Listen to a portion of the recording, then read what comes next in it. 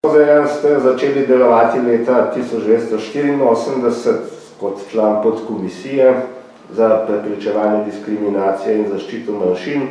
Leta 1992 ste postali prvi stalni predstavnik, se pravi veleposlanik Republike Slovenije na sedežu OZN. Kot veleposlanik ste dvakrat predsedovali Varnostnemu svetu. Kako vidite vlogo majhne države, kot je Slovenija v OZN? Kakšna sploh je funkcija veleposlanika neke države pri OZN? Vemo, da se zgodovina sicer ni začela z vami, slovenska zgodovina v OZN. Ja, prav gotovo. No, rad bi najprej povedal, da sem jaz tako rekel z Združenimi narodi povezan že zelo dolgo, od mladih let.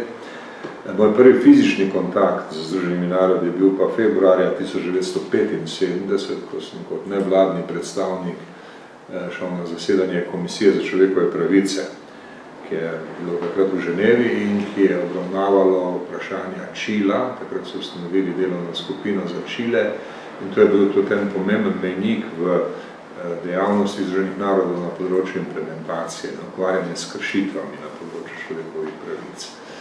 No, v 80-ih letih, od leta 1984 do 1992 sem bil član podkomisije, ki pa je bila glavni strokovni organ Komisije za človekove pravice. In tam smo obravnavali tematska vprašanja, kot so recimo izredna stanja, kot je recimo neodvisnost pravosodja, vprašanje pravice do svobode izražanja in druga, tudi ekonomske, socialne in kulturne pravice, o čemer sem pisal poročila. No, in obravnavali smo pa tudi konkretne situacije, konkretne kršitve, recimo Kosovo je bilo večkrat predmet razprave, potem je tu bil Tiananmen, recimo ta podkomisija je bila edini organ Združenih narodov, ki je sprejel stališče s kritiko masakra na Tiananmenu. In potem še celo vrsto drugih situacij, s katerimi sem imel kasneje opravka v New Yorku v 90-ih letih in tudi v Varnostnem svetu. To je v bistvu bil en tak celovit, dolg razvoj.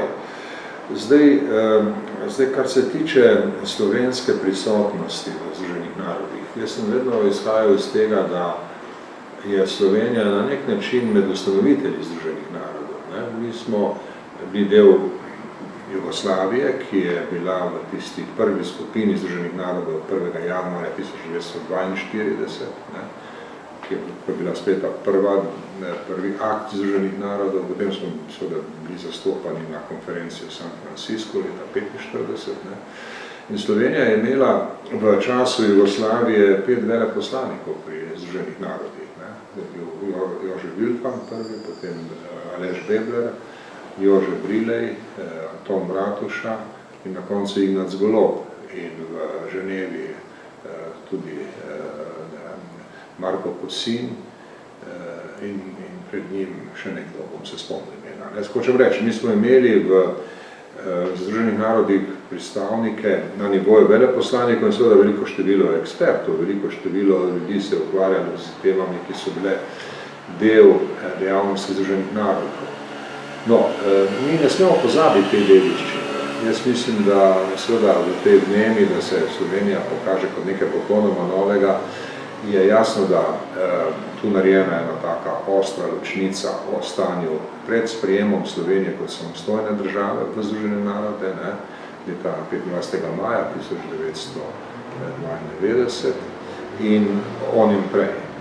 Pa v bistvu ta prehod ni bil tako hud, zlasti za mene, ker jaz sem imel Združeni narodi dovolj izkušenj in ko sem prišel v New York, je bilo zelo naravno se vključiti v vse te razprave, ki sem večinoma poznal že odprej, pa tudi prinesti naša stališča okrog krize v času razpada Jugoslavije, problematiko sukcesije, kjer smo ključne vprašanja rešili v Združenih narodih, ključne vprašanja sukcesije so bila tam rešena. In potem še celo vrsto drugih zadev, ki so prišle na vrsto v Varnostnem svetu. Mogoče glede sukcesije bi rekel to, mi smo od prvega trenutka, ko smo vstopili v Združene narode, vztrajali, da je treba priznati enakopravnost vseh naslednic. Skratka, da ne bomo sprejeli teze, da je Zvezna republika Jugoslavija, torej Srbija in Črna Gora, kontinuiteta nekdanje Jugoslavije.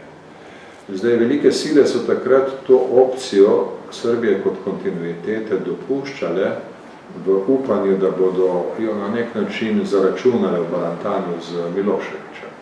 To je bil en tak bargaining chip, kot so to rekli Američani. Ne?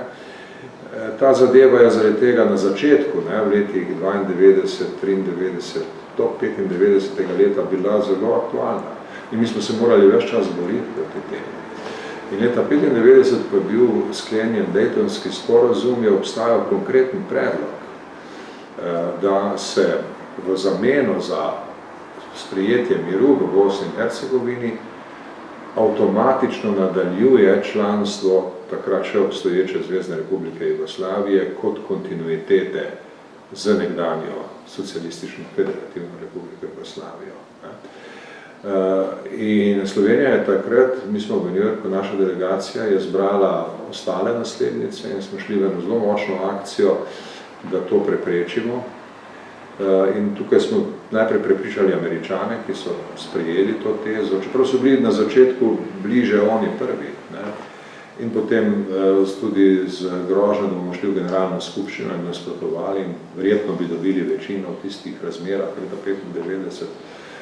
Takrat se je ta zadeva opustila. Ima pa stvar seveda kot vse v diplomaciji tudi določene zabavne vidike, kako je do tega prišlo. Ne? Ko je bil sklenjen Daytonski sporazum, so se v Parizu sestajali predstavniki velikih sil. In tu so bile nekatere države tudi zunaj tega kroga obveščenja o njihovem pripravljanju resolucije, ki bi jo nekaj kasneje predložili v varnostnem svetu. Meni je to nek italijanski diplomat tako bi slučajno sklepetal. Mi nismo vedeli, da se to dogaja. Ampak smo tako slišali, nekaj takem državnem pogovoru. Jaz sem potem vprašal nekaj veleposlanikov, za katere mi je ta italijanski kolega povedal, da se to pripravlja. In mi niso hoteli tega povedati, čeprav so že imeli osnutek resolucije s temi rešitvami. No, potem je pa moja žena poznala ženo enega drugega veleposlanika, ki je tudi vedel, kaj se dogaja. In jaz sem klical njega in dobil potrditev, kaj točno je v tem osnutku zamišljeno in tudi način, kako ne pridem do teksta. Jaz sem do tega teksta prišel tisto noč in potem drug dan to razdelil med veleposlaniki Bosne in Hercegovine, Makedonije, Hrvaške, mi smo to imeli. Potem smo napisali eno skupno pismo kontaktni skupini za bivšo Jugoslavijo in rekli, da bomo šli v kolektivno akcijo proti sprejetju kontinuitete za Zvezno republiko Jugoslavijo. To je bil en pomemben trenutek, kajti če bi to priliko takrat zamudili ali če bi se stvari drugače razvile, potem bi imeli velike težave kasneje, zlasti pri delitvi jugoslovanskih dolgov, pri celi vrsti materialnih stvari, pa še pri kakšnih drugih. To je tisto bil pomemben trenutek. No, potem drug in končni trenutek je bil leta 2000, ko je prišlo do udara proti Miloševiću. Milošević je takrat ponaredil rezultate volitev oktobra 2000. To je sprožilo revolt med ljudmi. Milošević je padel, njegov naslednik Koštunica se je vzpostavljal. In takrat sem jaz bil že pomočnik generalnega sekretarja Združenih narodov, so o tem govorila s Kofijem Annanom. No in Kofi Annan je hotel vedeti več o tem, kaj se dogaja. Takrat je tudi on zahteval, da pokličemo Milana Kučana, ki ga je cenil kot človeka na ocene, katerega se je zanesel že v preteklosti in podobno. No, in vprašal sem, kako bomo zdaj s sukcesijskim vprašanjem, ker zdaj je prilika, da se prepriča novo vodstvo v Beogradu, da zaprosi za članstvo v Združenih narodih, tako kot vse druge države, in na ta način demonstrira enakopraven položaj. Kofi Annan je to idejo sprejel, jaz sem napisal pismo, ki bi ga Kofi Annan poslal v Koštunici. Kofi Annan ga še malo popravil in potem smo to pismo poslali. Poslali smo ga v Beograd preko predstavništva programa Združenih narodov za razvoj, ker Koštunica ni zaupal zunanjemu ministrstvu. Zunanje ministrstvo je takrat bilo še v rokah Miloševićevih ljudi. Tako da pismo Kofi Annana Koštunici je prišlo preko tega predstavništva, programa Združenih narodov za razvoj v Beogradu. In potem je bilo treba še obvestiti predstavnike velikih sil, stalnih članov Varnostnega sveta. Francija je takrat predsedovala Evropski uniji. Jaz sem zato poklical francoskega veleposlanika in smo povedali, evo, imamo to rešitev, ki jo predlaga generalni sekretar, mogoče je bilo dobro, da jo vi podprete. No, on mi je odgovoril, ja, to je dobra novica, kajti pri nas v Parizu smo že tuhtali, kako rešiti to vprašanje in obstaja neka ekipa, ki pripravlja, da bi rešitev, po kateri bi Jugoslavija enostavno nadaljevala sedež, ne, z katerega je bila suspendirana leta 1992. Mi smo rekli, pogled, to je preveč kompliciran postopek in bo naletel na nasprotovanje 4 naslednic, to vem, ker poznam stvari. In generalni sekretar vam ponuja rešitev, ki je veliko bolj enostavna in veliko lepša. Rekel, jaz se to vem in bom tudi sporočil Pariz. Francozi so potem poslali na ekipo diplomatov v Beograd, da so pripričali Koštunico, da je pot, po kateri se da iti najenostavnejša, enostavno da napiše prošnjo za članstvo. In to je bilo potem storjeno naslednji dan. To se vse dogajalo nekje od petka, sobote, nedelje, ponedeljek. Ponedeljek je ta francoska delegacija to dosegla v Beogradu. Potem je prišlo pismo po telefaksu. In seveda vprašanje, ki se je postavilo, ali za take vrste aktov, formalno zadošča telefaks, ali mora biti uradno pismo.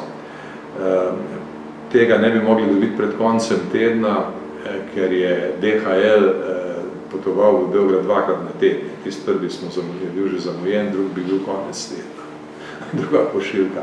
In za ilustracijo, kako te stvari grejo, lahko povem, da potem, ko se je to vprašanje postavilo, Varnostni svet na enem svojem zaprtem zasedanju obravnaval, kaj narediti, in nekdo je predlagal, ja, pa dajmo vprašati pravno službo, kaj si misli o tem, lahko gremo na podlagi faksa ali mora biti to uradno pismo. In takrat se je oglasil ruski veleposlanik Lavrov, ki je zdaj zunanji minister Ruske federacije, ki je izredno inteligenten in razumen diplomat, resnično pravi diplomat, in on rekel, gledajte, če bomo mi spraševali pravno službo, nam bodo povedali, da lahko sami odločimo. Dajmo si prihraniti to in se dajmo sami odločiti, da faks se odlošča. In on je potem v zadnjem trenutku pospešil ta proces, pismo je bilo obravnavano, isti popoldan se je sestal komitej Varnostnega sveta za nove člane, potrdil prejem pisma in predlagal generalni skupščini, da se novo članico sprejme. No in na ta način se je končala zgodba o sukcesiji, ki je potem omogočila, da so stekla pogajanja o sukcesiji na Dunaju v naslednjih mesecih, v letu 2000-2001, to je bil ta konc leta 2000-2001, bil je sklenjen potem sporazum o sukcesiji. In seveda, od tu naprej se začenja nova faza, to pa je potem, kako uresničiti ta sporazum. In to še ni končano in kot vemo iz zgodovine, te reči tudi ponavadi zelo dolgo trajajo. Sukcesijska razmerja niso enostavna. Nekateri grešijo hitro, seveda Čehi in Slovaki so svoje stvari rešili hitro in sporazumno. No, na področju Jugoslavije je bilo vse bolj komplicirano in tudi sukcesijska tema še ni končana. Ampak zanimivo, rekli ste, da so Rusi podprli, ker to je bilo nasprotje s konceptom, ki so ga pravzaprav sami izvedli. Samo veste, Rusi, jaz sem se veliko z Rusijo o tem pogovarjal, kot tudi vsemi drugimi. Ena stvar je to, kako je to naredila Rusija in sovjetske naslednice. Oni so se v Alma-Ati 20. septembra 1991 dogovorili, to je bil sporazum. Sovjetska zveza je razpadla, Rusija nadaljuje njeno pravno osebnost, vključno s članstvom v Združenih narodih, vključno s stalnim sedežem v Varnostnem svetu in se zavezuje, da bo vsem ostalim pomagala, da postanejo članice Združenih narodov v najkrajšem času. To je bil tak spodoben sporazum in Rusi so imeli racionalen pristop. Oni so seveda podpirali Srbijo in so iz političnih razlogov bili na njeni strani, vendar do določene meje, samo do določene meje. In meni so rekli različni preteklost, različni ruski predstavniki, med drugim tudi takratni predsednik Medvedev, ko sem bil na uradnem obisku, na državnem obisku v Moskvi leta 2010, neko kasneje. Rekel, gledajte, naš princip je, mi podpiramo Srbijo, ampak ne bomo večji Srbi od Srbov sami. Vidite, tu imate izhodišče, iz katerega potem lahko razvijete alternative. Zdaj, ko je šlo za sukcesijo, je to alternativo bilo razmeroma lahko postaviti na logični ravni. Reč, gledajte, vi ste se dogovorili in če bi bil tak dogovor možen, jaz ne izključujem tega, da bi se tudi mi nekaj podobnega dogovorili, pod pogojem, da bi vsa premoženska in druga vprašanja bila spodobno rešena. Ampak to se na primeru Jugoslavije ni dalo, imeli smo vojno in nam je zagotavljanje enakopravnosti naslednic pomembno izhodišče, zato da se lahko vsi normalno ne samo vzpostavimo, pa potem tudi integriramo v vse mednarodne povezave. Skratka, konceptualno lahko ta pristop branite in Rusi niso imeli nikoli problema s slovenskimi argumenti. Pa oni so samo vztrajali pri podpori Srbiji, dokler je to bilo smiselno. Tako pa to ni bilo več smiselno, so brez lekarnih čustev sprejeli tezo o enakopravnosti naslednic. To se kaže skozi zgodovino, vse od aneksijske krize naprej. Gotovo. In pazite, vi morate vedeti še nekaj. Velike sile so, če parafraziram tisto, kar pravi Francis Scott Fitzgerald za bogataše, v svojem romanu Veliki Gatsby, velike sile niso kot vi in jaz. Velike sile so drugačne. One imajo eno svoj pogled, eno svojo logiko, ki zahteva, da so vedno zraven, ko se rešuje kakšna kriza, da se vedno njihove interese upošteva in da se vedno jemlje kot odločilno to, kaj se bodo med sabo sporazumele. Vse drugi sodelujejo in dostikrat je to popolnoma civilizirano in kulturno in v bistvu ni razloga za pritoževanje. Ampak tisto, kar moramo vedeti, je, da bodo velike sile vedno šle po svoje. In velike sile so, tudi recimo Velika Britanija, ne smemo se čuditi Brexitu.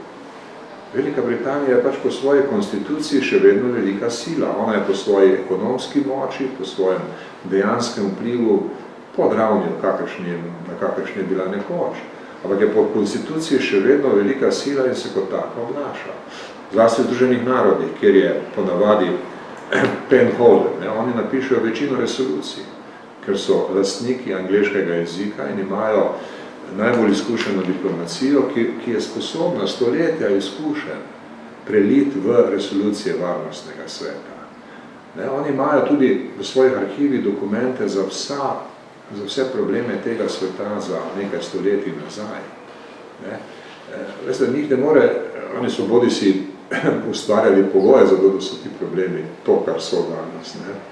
Ciper ne bi bil problem, če ne bi Britanci na Berlinskem kongresu zahtevali neke svoje kompenzacije, čisto brez slehernih zaslug, ki bi jih imeli v rusko-turški vojni, in če ne bi napačno presodili svojega strateškega interesa, češ da morajo imeti otok v vzhodnem Sredozemlju.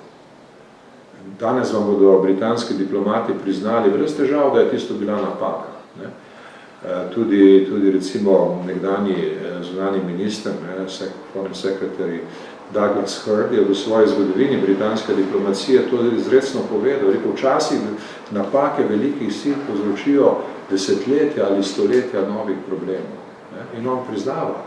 Ciper ni bil v bistvu nujen z stališča britanskih strateških interesov na Mediteranu. Pa je postal problem. Zdaj, seveda, mi moramo tudi vse to razumeti, tudi ko interpretiramo našo zgodovino. Velika Britanija, Mediteran je mala kot neke vrste Mare Nostrum, kot nekaj, kjer so oni odločilni, zaradi Gibraltarja, zaradi Malte, zaradi Sueza, zaradi vseh mogočih interesov, odnosov bližnjega vzhoda in tako naprej. In vse, kar je tu not, njih zanima in vse posod, kjer je kakšen problem v tem prostoru, morajo biti med odločujočimi pri reševanju.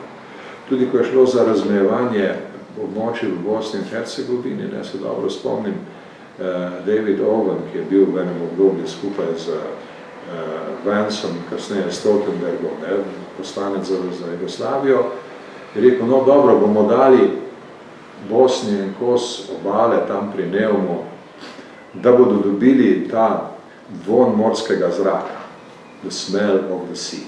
Ne, pazite. To je en tak pristop, ki bi ga težko našli pri kakšnih drugih diplomacijah. Ne? Ampak treba vedeti, britanska diplomacija ima lastno zgodovino, lastni profil in to je profil diplomacije velike sile. Tu nas ne sme nič presenetiti. Današnje dogajanje okrog Hong Konga nas ne sme presenetiti. Ne? To je nadaljevanje te iste identitete neke diplomacije. Ne? In zdaj, če delate v Združenih narodih in če nekako se malo poglobite v zgodovinsko ozadje različnih problemov in če gledate, kako ravnajo velike sile danes, vas marsikaj ne preseneča. Ne? No in mi smo v našem tem obdobju v Združenih narodih vse to doživeli, ne? Ker smo bili tudi soočeni z eno največjih kriz tistega trenutka, ne? Z razpadom Jugoslavije. In kasneje, neposredno potem, v varnostnem svetu, kjer smo bili zraven, ko se je dogajala kriza na Kosovu. Skratka, imeli smo sjajno priložnost, da marsikaj od tega, kar se v zgodovinopisju piše, občutimo. Ne? Občutimo v vsakdnevni praksi, na lastni koži. In to je bilo vselej tudi zanimivo. In Slovenija kot majhna država, veste, ima tudi določene prilike. Za majhne države seveda je ena od priložnosti ta, da ne morejo narediti velike škode. Če majhna država nekaj predlaga ali se za nekaj zavzema in to ne uspe, to ne more povzročiti enake škode, kot če neka velika sila nekaj doseže in na to nastanejo pogubni učinki, včasih zelo dolgoročni. Skratka, to vam daje dodatno svobodo. Po drugi strani pa morate vedeti, da se to svobodo lahko zapravi, če nimate dovolj premišljenih, dovolj dognanih idej. Morate vedno nastopati na način, ki je dovolj resen, da ga resno vzamejo drugi. In zdaj pa ste mi, ko smo se ukvarjali z balkansko krizo, smo včasih bili na nivoju teh zahtev, včasih pa ne. Včasih se nam je zdelo, da zato, ker smo iz tega okolja, ker vsi razumemo Srbo-Hrvaško, ker vsak nekaj malega ve v Jugoslaviji, da že zato lahko dajemo bolj kvalitetne ali pa bolj smiselne predloge, da se vključujemo v te razprave bolj smotrno. To samo po sebi ne drži. Ta naša ekspertskost za Balkan je prič dejansko zelo omejena in drugič tudi kakršnakoli že je, ima omejeno vrednost v odnosi med silami, ki v resnici odločajo. No, rekli ste večstoletne izkušnje, recimo britanske, ruske, francoske diplomacije, tudi pravzaprav 300 let na ZDA. Ne? Seveda. Teh 30 let je za Slovence malo, pa vendarle imamo vseh teh 30 let v svojih arhivih, v spominu, v prenešenih v diplomatske izkušnje. Ja, jaz mislim, da je problem v Sloveniji zunanja politika, ne diplomacija. Diplomacija je instrument zunanje politike. Ne? In kakor sem jaz imel opravka slovensko diplomacijo, sem bil pretežno kar zadovoljen. Saj imate seveda dobre in slabe diplomate in podobno, ampak nam ne manjka diplomatskega talenta. Ne? Mi imamo dovolj talentiranih ljudi, ki jim je treba dati resno delo in bojo dobro delali. V varnostnem svetu smo imeli poleg mene in mojega namestnika, Samuela Žbogarja, same mlade ljudi, ki jim je bilo delovanje v varnostnem svetu prva diplomatska izkušnja.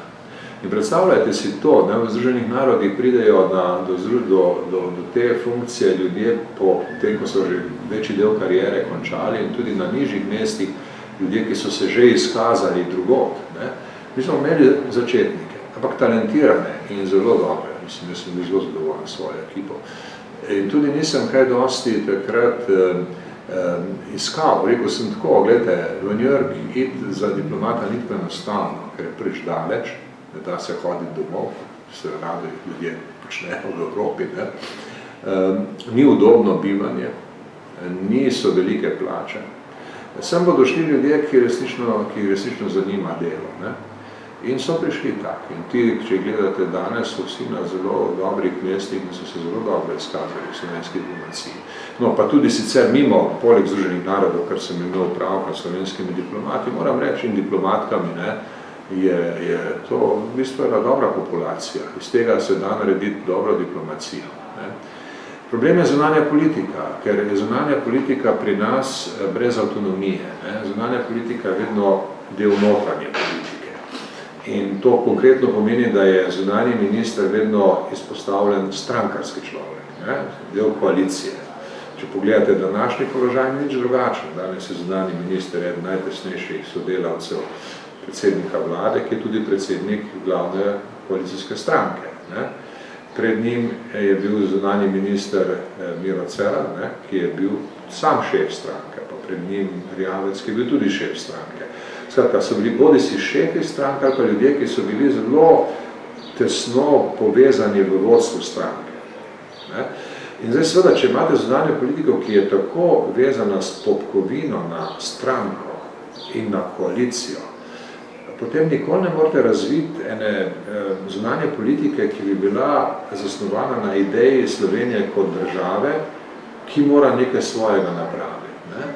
Tisto vprašanje, ki ga je postavil Veljko Rus leta 1991-1992, Slovenija se mora vprašati, zakaj je suverena država v svetu. To vprašanje ni bilo v Sloveniji nikoli postavljeno. Ne? Slovenija je vedno ravnala pragmatično, od koraka do koraka.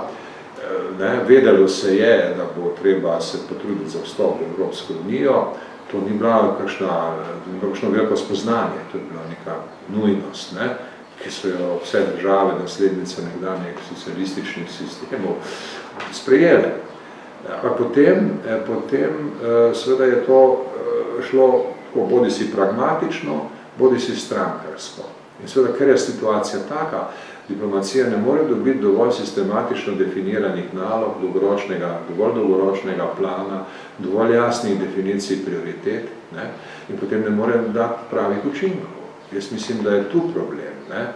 In zdaj ne vem, če se da ta problem rešiti, treba vedeti, da mnogo držav se ne ukvarja z zunanjo politiko prav pretirano. Ne? V slovenski naravi ni želja po tem, da bi v svetu nekaj počeli. Ne? V slovenski naravi je želja, da se dobro imamo doma in da pač na mednarodni ravni dosežemo, kar je dosegljivo. Se s tem pretirano ne ukvarjamo. Ne? To ni naša ambicija. Ne? In seveda, zato potem tudi diplomacija ne more biti tako zelo učinkovita, kot bi lahko bila.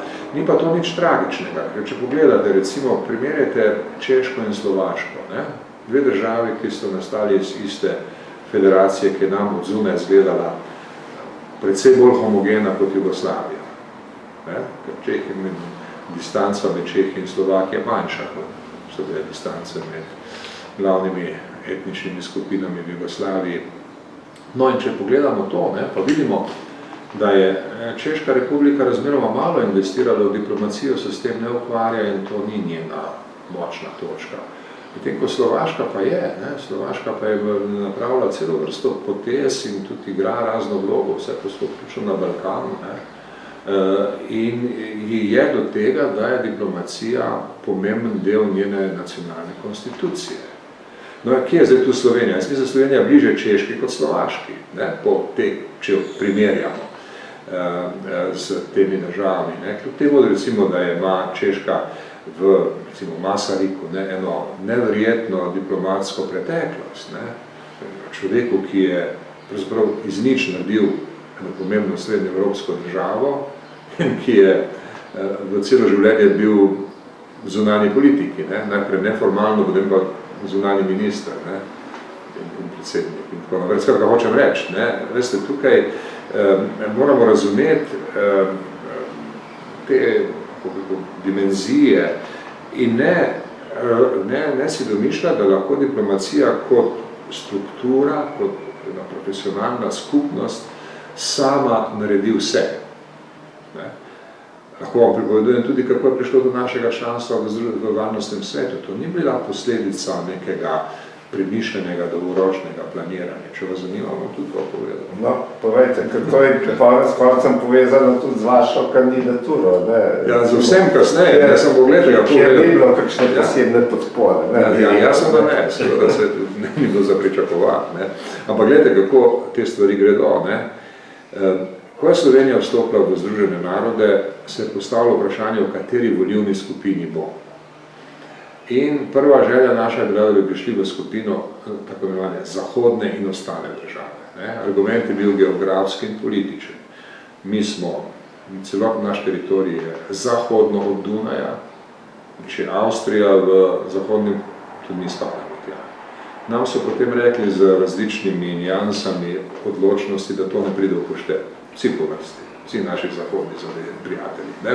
To je tisto soft bigotry of low expectation.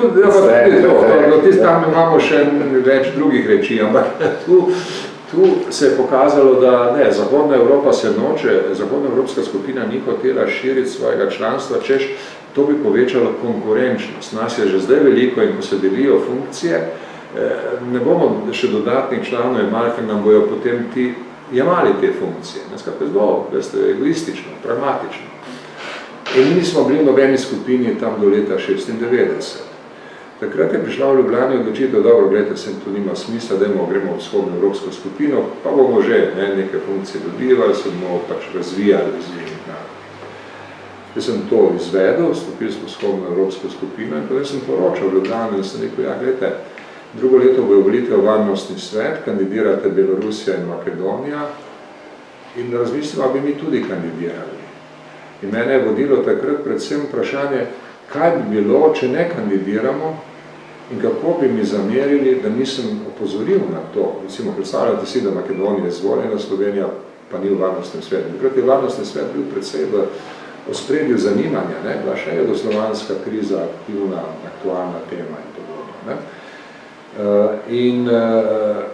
Recimo, tudi če je Belorusija izvoljena, ne, zakaj pa nismo mi pokazali ambicije.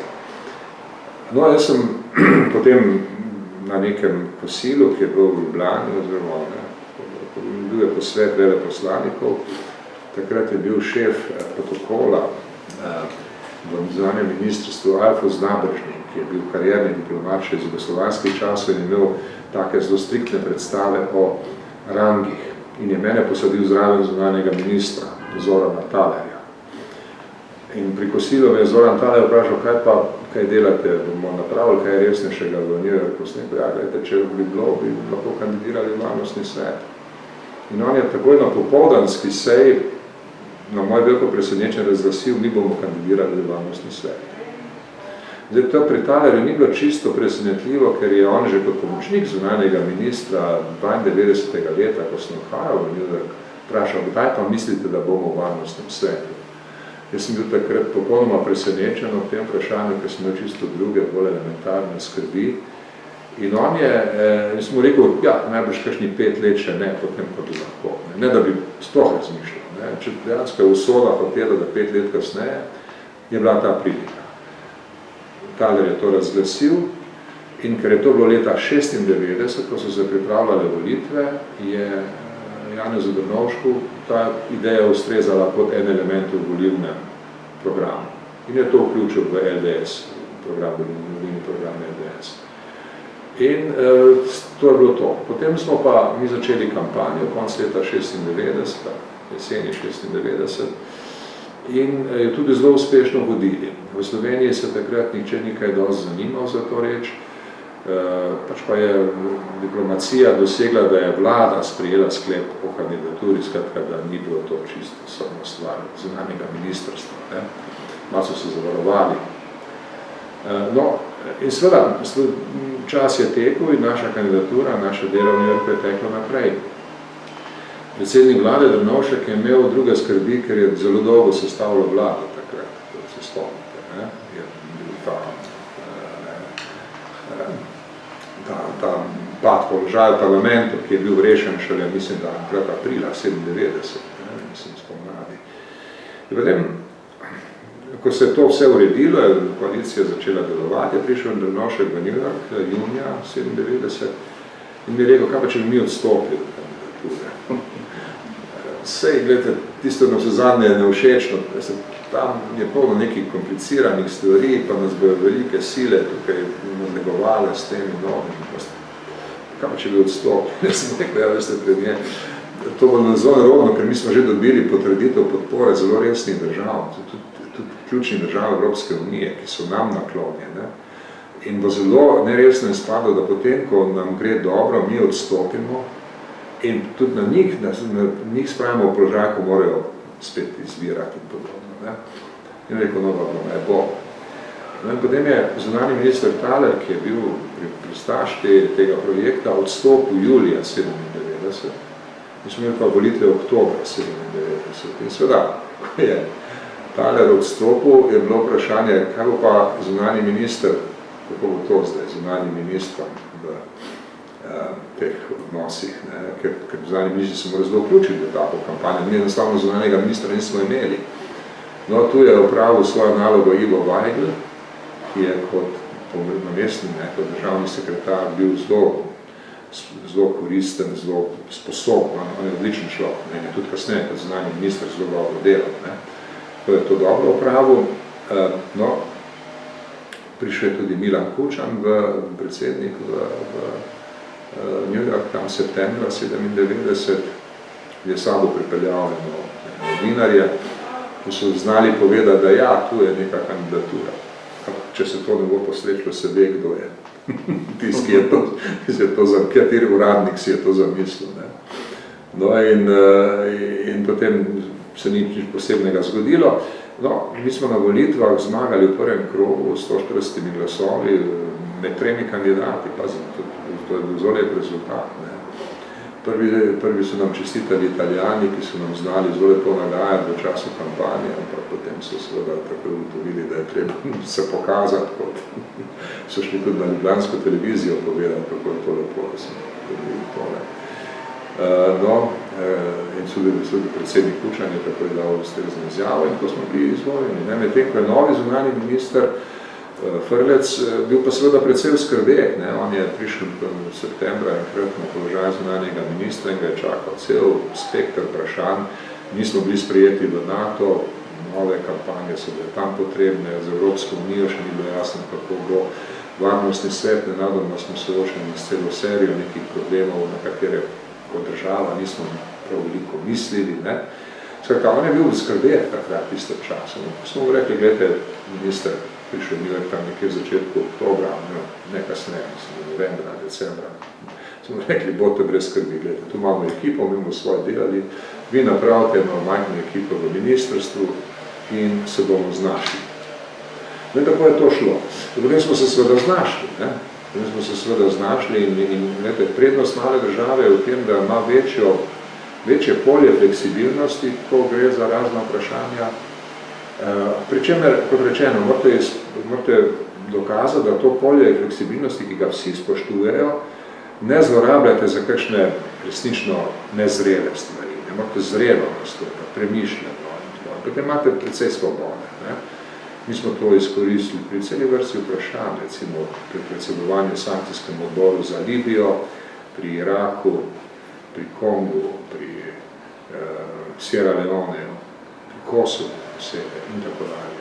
In tako smo postopoma vzpostavili en profil, ki je bil zelo spoštovan v tistem času. In potem ni presenetljivo, da me je Kofi Annan povabil za pomočnika, ker to mesto se je sprostilo v tistem času in sem mi to ponudil, jaz sem to sprejel. In zdaj seveda, to je bilo za mene takrat tudi važno, ker če tega ne bi bilo, bi šel nazaj v Ljubljano in bi sigurno poslušal, kako smo bili neuspešni v Združenih narodih. Ker to je v slovenski naravi. V slovenski naravi je, da se zelo hitro najdejo kakšne negativne stvari. In jaz sem imel že nekaj signalov, da se mi to obeta, že tudi v mediji so se začele pojavljati, pa je bilo to potrebno, pa smo kaj imeli od tega, pa so bili stroški, tako, ne. No, poleg moje imenovanje te razprave ustavilo, ker pač ne bi bilo neprepričljivo. Mi smo tam dobro delali. Kot rečeno, imeli smo tudi dobro ekipo in vsi, ki so bili v tej ekipi, so kasneje potrdili svoje kvalitete tudi na drugih mestih. Pomočnik generalnega sekretarja ste se soočali z mnogimi krizami, od Afganistana do Haitija in še celo vrsta drugih. So tukaj kakšne skupne točke z Jugoslavijo, oziroma kaj je skupna točka vseh teh kriz, recimo? Ja, gledajte, to je dobro vprašanje, ne? Jaz mislim, da je teh skupnih točk nekaj. Prvič, ko gre za Združene narode, ne? V reševanju krize Združene narode niso nikoli edini, ni to nikoli projekt, ki bi se v celoti dogajal v Združenih narodih. Dogaja se na celi vrsti koordinat, ne?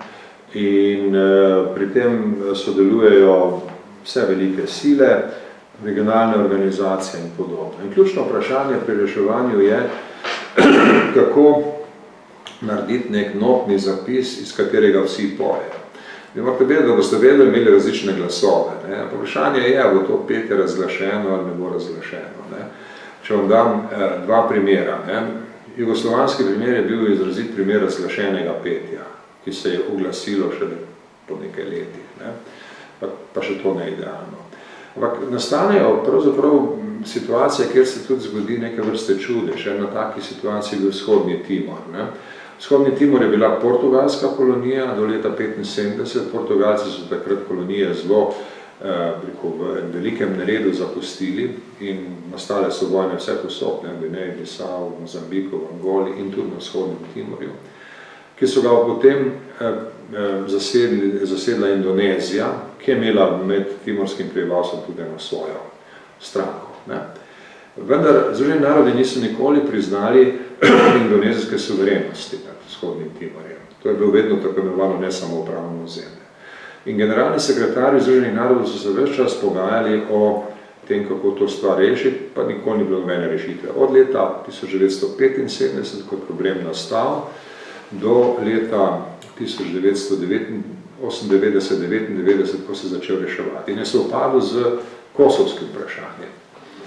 In zdaj tisto pomlad, leta 1999, ne, je generalni sekretar Kofi Annan vodil pogajanja z Indonezijo kot državo, ki je dejansko upravljala z območjem, Portugalsko kot državo, ki je bila formalno administratorka, in ugotovil, da novi predsednik Indonezije, medtem je prišlo do odhoda predsednika Suharta, predsednik Habibie, da je bil pripravljen na resna pogajanja, ki bi vključevala tudi možnost referenduma. In na ta način je bil maja 1999 dosežen sporazum, da se bo naredilo referendum. Pričemer si je Indonezija izposlovala pravico, da ona določi vse ukrepe za zagotavljanje varnosti pred referendumom, med referendumom in po njem. In da ta referendum ne bi izgledal preveč podobno referendumu, so ga imenovali ljudsko posvetovanje, popular consultation. Ne? To kaže na občutljivost in na kritično pomembnost varnostnega vidika. Združeni narodi so to sprejeli, veliko tveganje, poslali tudi svojo ekipo za pripravo referenduma, ne? In to je bilo narejeno tam nekje konec avgusta leta 1999. Potem je izbruhnilo nasilje teh proindonezijskih sil proti ljudem, ki so večinsko, z veliko večino glasovali za neodvisnost Vzhodnega Timorja. V sami Indoneziji je nastala zmešnjava. Kako se zdaj opredeliti do tega, ali silo prevzeti, pa imeti dolg spor, ali kako drugače rešiti. Združeni narodi so predlagali mirovno operacijo. Jaz sem bil takrat v varnostnem svetu in sem bil vključen v ekipo, ki je šla v Indonezijo, ki je šla na Džakarto in potem v Dili, na Vzhodni Timor in podobno. In tam smo v času trajanja te delegacije imeli več pogovorov, med drugim 2 ali 3 pogovore s predsednikom Habibijem, s generalom Virantom, kot šefom vojske, z zunanjim ministrem Alijem Alatasom in tako naprej. In videli smo, kako se je v tistih dneh pozicija Indonezije spremenila v smeri sprejetja mirovne operacije. Ko smo prišli, so nas cinično zavrnili, potem pa so se postopoma omehčali. Zdaj seveda ni bilo tako, da bi naša prepričljivost bila odločilna. Ni šlo za to, da zdaj pa varnostni svet svojo delegacijo dosegel to. Ampak so se dogajale stvari zunaj. So se dogajale stvari med generalom Virantom in ameriškimi generali ki so imeli direktno povezavo. So se dogajale stvari v okviru te skupine APEC, to se pravi pacifiške skupnosti, kjer so sodelovali tudi Američani, Japonci, velike sile. Ne? In nekako je vse časovno sovpadlo. Tako je nastala ena pesmarica, ki se je končala s petjem o mirovni operaciji Združenih narodov, za katero so bili Avstralci pripravljeni v hipu poslati svojo vojsko. Tudi Nova Zelandija je bila pripravljena pri tem sodelovati, Malezija je bila pripravljena pri tem sodelovati. Nenadoma se je iz nekih razlogov, ki jih ni mogoče čisto racionalno pojasniti, izkristalizirala rešitev. No, mirovna operacija je bila vzpostavljena tam nekje oktobra in potem je pripeljala do osamosvojitve Vzhodnega Timorja. V Jugoslaviji je to ustvarjanje te skupne pesmarice trajalo veliko dalj časa, seveda situacija bistveno bolj komplicirana. Ne?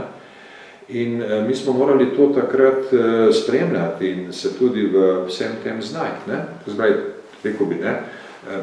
Kako se naredi neka mednarodna dejavnost in seveda Združeni narodi so lahko pri tem precej pomembni, če dajo prave predloge v pravem času, pravim akterjem, če se z njimi posvetujejo in tako naprej. Precej komplicirana reč je to. Druga velika izkušnja je ta, vse krize, reševanje vseh kriz zahteva vlogo Združenih držav Amerike. Nobenega problema ni mogoče rešiti brez vloge Združenih držav Amerike. Tudi, veste, pri jugoslovanski krizi je nekaj časa izgledalo, ne, kot veste, Jacques Pos je rekel, to je trenutek Evrope, bomo to mi Evropejci rešili. Ne. In ta iluzija je trajala zelo dolgo. Tudi francosko-britansko vodenje stvari v varnostnem svetu in na terenu, ne, je bilo zelo dolgotrajno. Ta iluzija, da bo to Evropa rešila, Američani pa so seveda nekako nihali, ne, včasih so bili bolj razpoloženi za posredovanje, včasih manj. Ta je trajala dolgo, ne. In recimo, če gledamo tudi skozi profil vojaških poveljnikov, ki so bili v Bosni, ne, recimo Michael Rose je bil ene vrste človek, Rupert Smith je bil druge vrste človek, ki so seveda pripeljali stvari do točke, ko je posredovanje Združenih držav Amerike odločilno vplivalo na reševanje krize. Ne. To je zdaj druga taka ugotovitev. Ne. Tretja ugotovitev je, da seveda v času, kakršen je današnji, ko se interesi velikih sil zelo razhajajo, če dalje bolj razhajajo, ne, pri težkih krizah če dalje težje. Ne. In to ima spet opravka s to idejo pesmarice, ne, oziroma skupnega notnega zapisa. Seveda, to so take, bi rekel, splošne ugotovitve, ki niso kakšne neka skrivnost, to se vidi že na površini, ne, ampak če ste not v tem dogajanju, to lahko čutite na koži vsak dan. Mi smo recimo pri Vzhodnem Timorju imeli eno specifično situacijo, da so Američani to spremljali z distance in da je bila tam vojaška povezava hitrejša od diplomatske. Kar je zelo zanimivo, ker če bi šli po ključu, ki nam ga je predlagal Richard Holbrooke, ko smo bili v Džakarti, bi si naredili več težav. Ne bi našli takoj odločitve o mirovni operaciji. Medtem ko general Viranto se s svojimi washingtonskimi kolegi lažje dogovoril. Če pustimo zdaj politično dogovarjanje, pa pogajanja o neki deklaraciji, pa neke take reči. Dajmo mi samo sprejeti, da se sprejmem idejo mirovne operacije, pa ne varnostni svet sprejme resolucijo, mi ne bomo komplicirali, mi bomo to sprejeli. To je bilo med vojaki nekako usklajeno, prednje je prišlo do resne diplomatske komunikacije. Ta pa je bila potem v varnostnem svetu in je tudi zelo hitro končala z sprejetjem resolucije, z ustanovitvijo nekega mehanizma, ki je potem pripeljal do neodvisnosti Timorja. Timor, ki ima nafto, kot veste, je zdaj ena čisto zadovoljna država, ker so v timorskem območju na morju med Avstralijo in Vzhodnim Timorjem našli modus vivendi za Avstralijo, živijo od nafte in če tudi je država bila sprva brezupno zaostala, brezupno nerazvita, se je postopoma to nekako vzpostavilo in to je ena nenavadna situacija, da gre vse tako lepo. Seveda tudi ne čez noč, ampak vendarle, če se to primerja z drugimi situacijami. Za Slovenijo mogoče še to, ne? Veste, za slovensko izkušnjo z jugoslovansko krizo, ne, če gledamo ne samo Združene narode, ampak nasploh, bi rekel, da je tu bilo kar nekaj težav, ne, bi rekel, nekaj nesporazumov okrog tega. Prvo, nas so od začetka, na samem začetku so nas videli kot del krize. Ne? Ko sem bil v Ženevi leta 1991, smo rekel, ne, v Sloveniji ne bo problemov, mi bomo naš teritorij obvladali, stvari so v redu, smo demokratično orientirani, vse bo dobro. Tega nam na začetku niso verjeli. Ne? Se pravi, najprej so nas imeli za del krize, potem hkrati in malo kasneje so nas imeli za del rešitve, češ ne, pa bi mogoče Jugoslaviji spet skrpali, pa bi vi igrali neko vlogo pri demokratizaciji celote. To je bil drug nesporazum, s katerim smo se morali ukvarjati. Ne? Potem, ko je ta nesporazum prenehal obstajati, ne, je nastal naslednji nesporazum, ki je v tem, da mi nismo del problema in zato je bolje, da se s tem ne ukvarjamo. Ne? Ignác Golob je rekel, naš problem je, da mi nismo problem. In potem, ker nismo problem, tudi nikoga v resnici ne zanima, kaj si mislimo. Mi smo pa zelo radi govorili o jugoslovanski krizi, ne? Ampak tisto, da smo mi govorili, da so nas na sestankih poslušali, ne pomeni, da so nas dovolj resno vzeli. Ne? To je bilo tisto obdobje. Ne? Potem pa seveda je iz tega išla še ena iluzija, ne? Da mi Balkan tako dobro poznamo, da smo mi zaradi tega nekako v privilegiranem položaju za pripovedovanje o rešitvah, ne, na Balkanu. To je velika iluzija. Balkan spet ni tako kompliciran, da ga ne bi mogli drugi poznati. In pa ste mi imamo pravka z državami, ki so bolj kompleksne situacije morale urejati v svoji zgodovini. Ne. Britanci so preurejali Bližnji vzhod, ne, vse te etnične, verske zadeve od razpada Otomanskega imperija naprej. Če reš, njim je to nekako znamo in v Bosni na Sozanje so samo 3 skupine, ne. V Iraku jih je več, ne. So 3 glavne, potem pa so še razne druge in podobno. Ne. In zdaj, če si mi domišljamo, ne, da imamo neko prednost, je to iluzija. Ne. Te prednosti nimamo in ne smemo misliti, da zato lahko, kaj rekel, imamo neke svoje diplomatske akcije ali pa imamo neke predstavnike, ki bodo nekaj velikega naredili. Ne? Ampak seveda spet moramo vedeti, da so trenutki, ko pa v tej sliki, kjer mi ne bomo igrali vloge, kakršne lahko igrajo velike sile ali pa nekdo, ki ga velike sile najdejo za koristnega, ne? Nastanejo situacije, ko pa lahko igramo koristno vlogo. Ne? Pri Kosovu smo jo igrali v letu 1998 in kasneje 1999. Ne? Spet je bila to ena kombinacija. Mi smo, recimo, en del tega dogajanja bil v varnostnem svetu, kjer so Rusi v enem trenutku vse blokirali. So rekli, ne, o Kosovu se tu ne bomo pogovarjali. Potem se nam je avgusta 1998 med časom predsedovanja posrečilo narediti eno izjavo za predsednika, za tisk, jaz sem bil predsednik, pa sem šel v tisk nekaj, takrat je bila ta Miloševičeva akcija Požgana zemlja. Ne? Jaz rekel, ja, gledajte, pa zdaj, tudi je avgust, v Evropi sedi na počitnicah, ampak tam se dogaja stvari, za katerih je treba nekaj reči, in ko smo se z Rusi nekako zmenili, in smo dali eno prvo izjavo, seveda nihče ni imel namena nič resnega napraviti na Kosovu takrat. Ampak prišlo je do prve deblokade, tako kot če se avto, ki obtiči v snegu, pa se vrti takole, potem ga pa na nek način premaknete in potem se počasi začne premikati. Tako da iz tega je potem išla naslednja aktivnost od resolucije, že ena v septembru, druga potem v oktobru 1998. Hočem reči, če ste na pravem mestu, v pravem trenutku, če ste ta prava kategorija za nekaj narediti, lahko nekaj naredite, absolutno. Ne? In nas so sprejema, dobro, vi ste tam, imate občutljivo za ta problem, dobro, je že prav, da se nekaj reče. Ne? Čeprav takrat s tisto izjavo za tisk, avgusta 1998 sem se zameril malenkostno, ne? NATO, ker sem medijem rekel, ja, gledajte, vi pravite, varnostni svet nič ne ukrepa, Milošević je začel z ofenzivo na Kosovu, mi se vsaj sestajamo in smo nekaj naredili, NATO je pa na dopustu. Ni bilo čistkom, ampak v tem smislu nekako. In potem so bile intervencije iz Bruslja, kaj da sem neprijetnega, neprimernega rekel na račun NATO, ampak dejansko je bilo tako. NATO je imel, in to sem, ker sem takrat tudi po telefonu govoril, Solano, vedel sem, kaj govorim, NATO je bil takrat pripravljen, da pomaga, če bi se vzpostavila neka dogovorjena mirovna operacija, bodi si v okviru Združenih narodov ali kakorkoli drugače. Ne. Oni so imeli planiranje preračunano na to, da bo prišlo do nekega dogovora in da se bo potem, da bo treba vojaško prisotnost zagotoviti. Ne. Vedeli so, da do tega dogovora tam z avgusta, septembra 98 ne bo, zato so tudi lahko šli na dopust. Ne.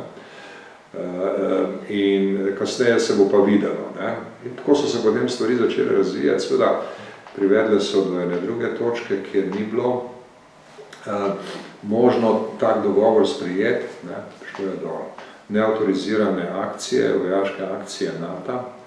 In v tistih časih sta bili še dve točke, kjer je Slovenija lahko igrala neko vlogo. Prvič, v času pogajanja v Rambouilletu, to tam v marca 1999, ne, je Slovenija lahko vplivala na albansko stran, predvsem na Demačija, ki je bil tudi na nekem tajnem sestanku v Sloveniji, ne. Mislim, da tudi Drnovšek z njim govoril in drugi ljudje iz vodstva, nimam podrobnih informacij o tem, to je bilo v času Rambouilleja neposredno potem, da bi se jih pomagalo prepričati, da sprejmejo nek sporazum, ki ga tudi Srbi potem niso, tako da iz tega ni bilo veliko. Ampak Slovenija je bila takrat koristna, ker je lahko tole z Demačijem izvedla. Ne? Seveda pri NATO-vih kalkulacijah za vojaško akcijo to bilo pomembno. Ne? Druga točka je bila potem, ko je vojaška akcija se že začela in bilo treba interpretirati to vojaško akcijo. In jaz sem takrat šel s tezo, Varnostni svet ima primarno, ne pa ekskluzivno pravico. Ne? In sem se skliceval tudi na neka mnenja Meddržavnega sodišča in tako naprej. Gledajte, mi imamo primarno, Varnostni svet ima primarno pravico ukrepati, če je ogrožen mednarodni mir. Ampak kaj boste pa napravili, kadar je Varnostni svet že ugotovil, da je ogrožen mednarodni mir, potem pa ni v stanju narediti tistega, kar je treba narediti. Ne? In to je bila teza, ki so jo mnogi sprejeli, zlasti se je takrat Američanom zelo prilegla, ne? Je bilo zelo dobro z tega stališča. Ampak potem tisto, kar sem že tudi zadnjič pripovedoval, je premaknilo stvari v eno smer reševanja. In to je bilo zunaj Združenih narodov, skupina G8. Skupina G8, to se pravi G7 plus Rusija je v tistem času bila članica, se je sestala na ravni zunanjih ministrov v Nemčiji in so potem tam sestavili resolucijo, kako naknadno, ex post facto, ne, to situacijo na Kosovu staviti pod en nov pravni režim. Ne, to je ta resolucija, koliko je bila 1244 ali nekaj daja. Ne? In seveda, mi v New Yorku nismo niti vedeli v tistem času, kako teče ta proces, mislim, so se v Frankfurtu sestali prav zunanji ministri, ne, s svojimi ekipami in takrat, ne, pri tem sestajanju smo zvedeli samo eno stvar. Zdaj bo pa resolucija vsak čas napisana, in glavna naloga Varnostnega sveta je, da je prav nič ne spreminja. To je zelo skrbno dogovorjeno, nobene vejce ne smete spremeniti. Potem pa je seveda nastal problem, ker nestalni člani bi to sprejeli, ne? Ampak Kitajska je pa stalna članica, pa ni skupina G8, prosite, ne? Vi ste šli tukaj mimo nas, mi imamo tudi svojo besedo, bomo mi pogledali in če nam kaj ne bo všeč, bomo predlagali amandmaje. Potem je Kitajska prišla z eno tezo, ne, da je z eno formulacijo Kosovo, vejca Srbija, vejca Federal Republic Jugoslavija. Ne. Čisto minimalna tekstualna sprememba. In to je bil predmet pogajanja v Varnostnem svetu. Človek bi si predstavljal dobro. Ena vejca. Ja, pa so bile besede dodatne, ne, Kosovo, potem so pa dodali vejco, Srbija, Federal Republic Jugoslavija. In potem so pogajanja privedla od tega, da so črtali besedo Srbija. Kosovo, Federal Republic of Jugoslavia. Ker že takrat so mislili, da bo treba na nek način urediti stvari. Ne? In Kofi Annan, to je bilo tam junija 1999, Kofi Annan je potem na svoji letni tiskovni konferenci decembra 1999 prišel s tezo, ja, vse mogoče bi pa lahko naredili konfederacijo 3 enot, Srbija, Kosovo, Črna Gora. To je bilo leta 1999. Srbi so to seveda vehementno zavrnili in s tem je potem se nastala ena situacija, ko je bilo jasno, Srbi ne dajo Kosova, ampak o Črni Gori se bo mogoče da pogovarjati. In iz tega je potem šlo naprej cela vrsta dejavnosti, ne, Solanove misije, vloga Evropske unije, referendum v Črni Gori in vse to je tako in naprej. Ne. Jaz sem takrat potem že leta 2000 naprej kot pomočnik generalnega sekretarja tudi sprejemal Črnogorce, ne, in dajal malo tako razlage, kako je smotrno to peljati. Tudi Milo Đukanović je takrat prišel. Moram reči, da ni izgledal tako visok kot kasneje, ko sem ga videl kot predsednika. Njurko je rekel, da se je malo skrajšal, ne, tam v Črni Gori, pa seveda je to pomembna, veliko tudi telesna višina, ne. No, in seveda, jaz hočem reči, da je tu bilo karkoli pomembnega v Združenih narodih. Te stvari so se potem dogajale zunaj Združenih narodov. In če gledate spet stališča, veste, vloge malih držav pri tem, ne, dogajanju. Takrat se je pri referendumu profiliral Miroslav Lajčak, Slovak, mlajši veleposlanik. Potem od starejših slovaških veleposlanikov je bil Edvard Kukan aktiven. Veste, Slovaška je vodila eno politiko, ki je bila Srbom všečna, oni tudi danes ne priznavajo Kosova, ne? Ampak je bila ravno tako odmerjena, da so lahko pri osamosvajanju Črne Gore igrali neko vlogo. Ne? In to je potem pomagalo tudi kasneje pri iskanju vloge v Evropski uniji, kjer je Slovaška spoštovana kot država, ki lahko nekaj počne na Balkanu. Ne? Vi ste videli, Lajčak je bil zdaj nedavno na Kosovu. Ni presenetljivo, glede na vseh teh 20 let, ki so se zgodila in mogoče še kaj prej, česa jaz ne vem. Ne? In recimo tudi kot predsednik republike sem imel potem eno izkušnjo, ki mi potrjuje ta isti vtis. Ne? Vi veste, da je v nekem trenutku Milan Kučan šel v Bosno kot posebni poslanec slovenske vlade, tam mislim, da to bilo leta 2009-2010, ne? In je napisal eno dobro poročilo. Ne? To poročilo je bilo poslano v Bruselj, v Bruslju so rekli, da je to zelo zanimivo in da bo pogledali, da nas bo poklical. In potem tega niso naredili. Ampak je Lajčak prevzel stvari in je vodil s pomočjo takratne voditeljice zunanje politike, Catherine Ashton, eno posebno misijo v Bosno in Hercegovino z ambicijo, da bi premaknili celo razpravo in ustavno in politično. Pri čemer so šli najprej v Banja Luko, kar je bila seveda po mojem mnenju popolna napaka, ker so na ta način odbili vse druge. Iz tega ni bilo nič, kot pač v diplomaciji mnogokrat iz nekih pobud, potez nič ni, to je pač del diplomatske prakse. Ampak tisto, kar je zanimivo v tem primeru, ne, da je Slovaška kot majhna država z dolgotrajno aktivnostjo na nekaterih točkah ustvarila pozicije, zaradi katerih je resen diplomatski player.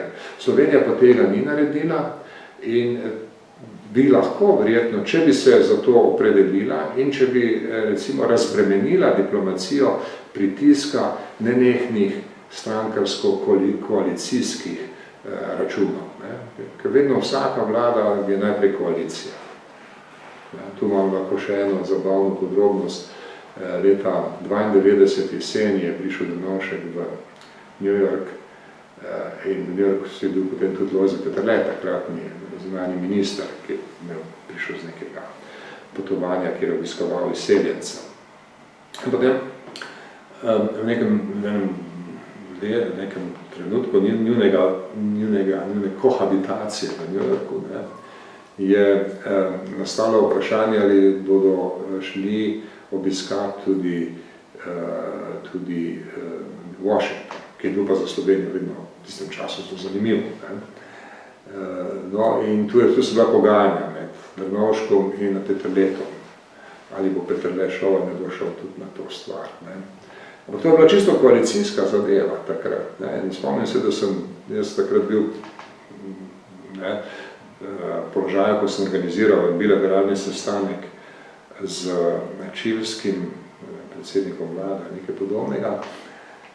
En Drnovšek je moral iti iz mize telefonirati, ker so se s Peterletom po telefonu pogajali v tem Washingtonu. In pa sem se jaz upravičil tem čilskim predstavnikom, sem rekel, veste, morate razumeti, imamo koalicijsko vlado in zunanji ministri tu je iz druge stranke in se pogovarjata. So rekli, če je tako, potem pa kar dajte čas, mi vemo, da te stvari zelo dolgo trajajo. In potem smo čakali tam 20 minut, da sta ona dva rešila te reči in se dogovorila. Ampak kaj hočem povedati? Povedati hočem, da je tam koalicijski vidik naših vlad vse skozi faktor oblikovanja zunanje politike. Kljub temu, da na površini dosikrat to ni tako videti, ampak vedno je tu, in seveda to deluje omejujoče. In dokler bo tako tudi Slovenija, tudi če bi hotela igrati neko bolj aktivno vlogo in bi se za to opredelila, je ne bi mogla, ker bodo vedno strankarski računi. Jaz bi to vzel za izhodišče, ker ste Slovaško vzel, še jaz povedano zanimivo. Mi smo bili z Milanom Kučanom v Sarajevu, ker je šla tudi njegova tista knjiga, ki sem jaz napisal, biografija v srbohrvaščini, to je bilo koliko 2 leti nazaj. In zanimivo, recimo, čeprav je bila obveščena vsa slovenska diplomacija, veleposlanica tam in tako naprej, ga ni nihče hotel sprejeti, niti govoriti, niti srečati. Večer je moj pa naredil slovaški veleposlanik tam. A ni mogoče tudi slovensko veleposlaništvo nič naredilo? Ne. Kdo bil tu veleposlanik takrat? Neka ženska, ne vem, kako se je pisala. Smo jih obvestili. To je bilo zdajle pred krajem? Niti na noben, 2 leti nazaj.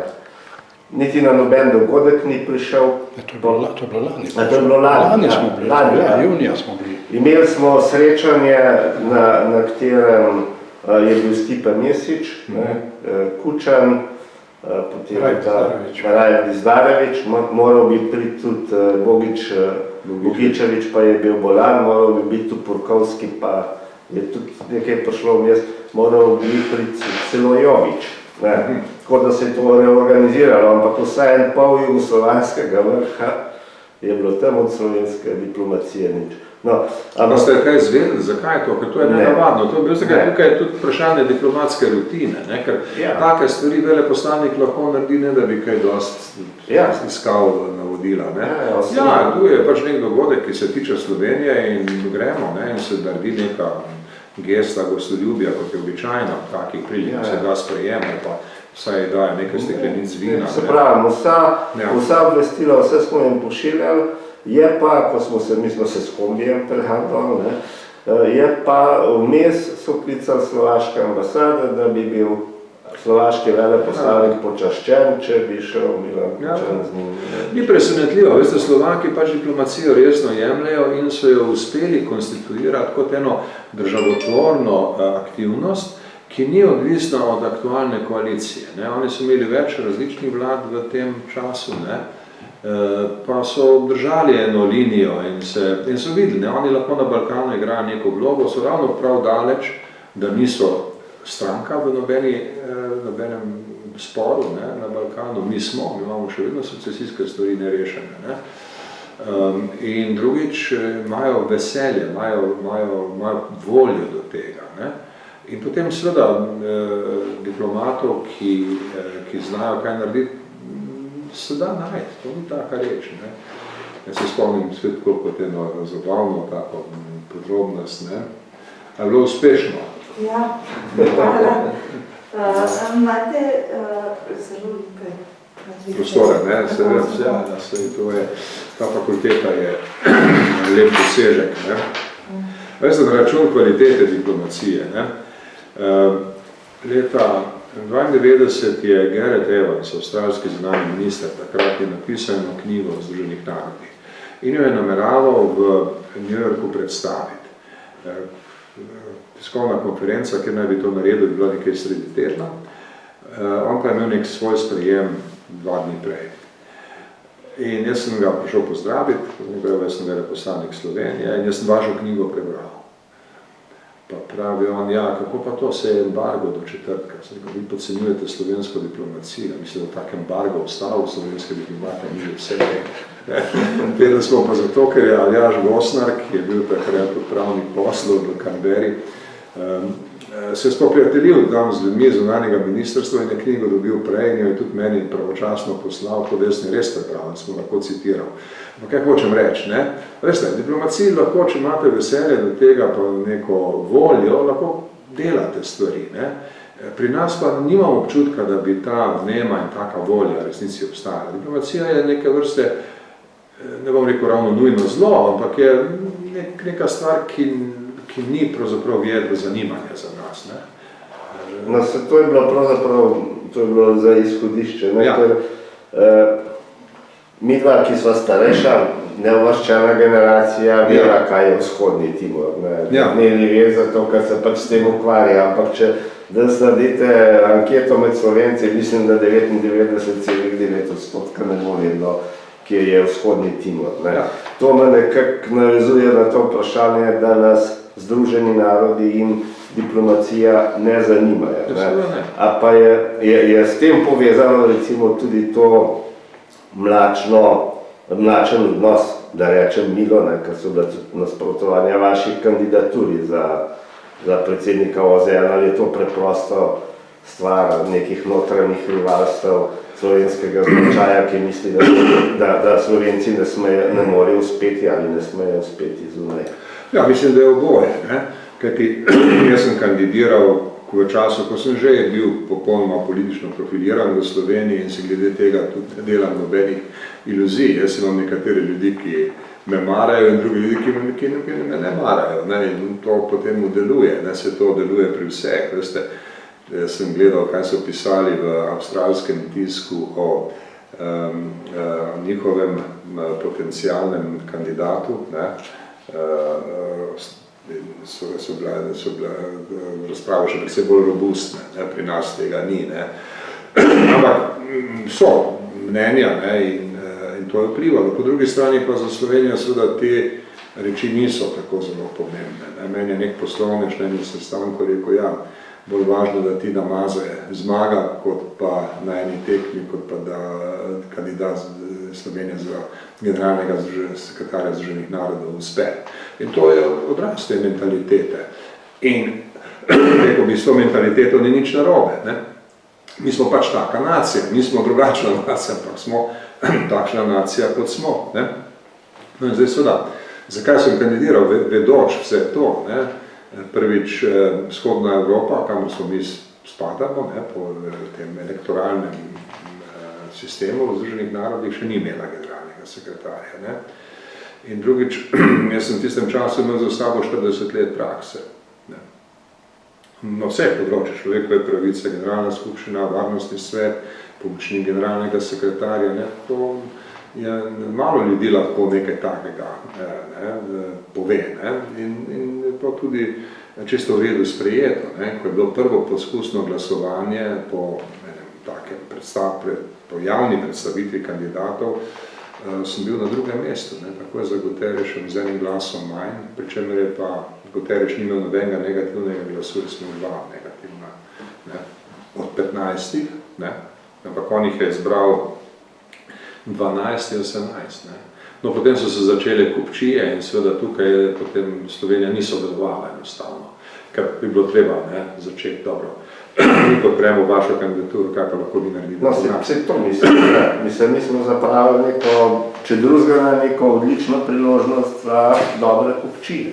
Ja, ampak to ni bilo v naši naravi in ni bilo v interesu ljudi, ki so v tistem času določali slovensko zunanjo politiko, ne? In potem seveda so bile tudi take vsem vidne geste, recimo, ko je prišel, recimo, tisto prvo glasovanje v varnostnem svetu je bilo 21. julija 2016. Ne? Potem je prišel predsednik Putin v Slovenijo kakšen teden dni kasneje, konc julija, mogoče manj kot teden dni kasneje. Ne? Jaz nisem bil povabljen na noben dogodek v Putinovem obisku. Ne? Ni me povabil predsednik Pahor niti na večerjo, ne? niti nobeno drugo stvar. Vprašal sem, če so se kaj pogovarjali o tem, pa sem zvedel, da ja, da je to predsednik parlamenta Milan Brglez omenil v drugem krogu pogovora v večerji. To sploh ni bilo odprto kot neka tema, ki Slovenijo zanima, ampak kot nekaj, kar je še ostalo. Pa je mogoče zaomeniti, pri čemer tega ni omenil niti predsednik republike, niti predsednik vlade, pač pa predsednik parlamenta. In zdaj, seveda, tukaj imate situacijo, kjer je vaš sogovornik Rusija in Putin.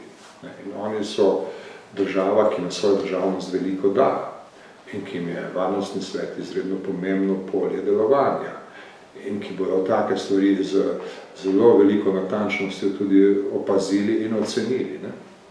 Tem se je to vidno, to je ena taka zelo vidna zadeva. Zdaj pa seveda, to je, rekel bi, za Slovenijo nekako pričakovano.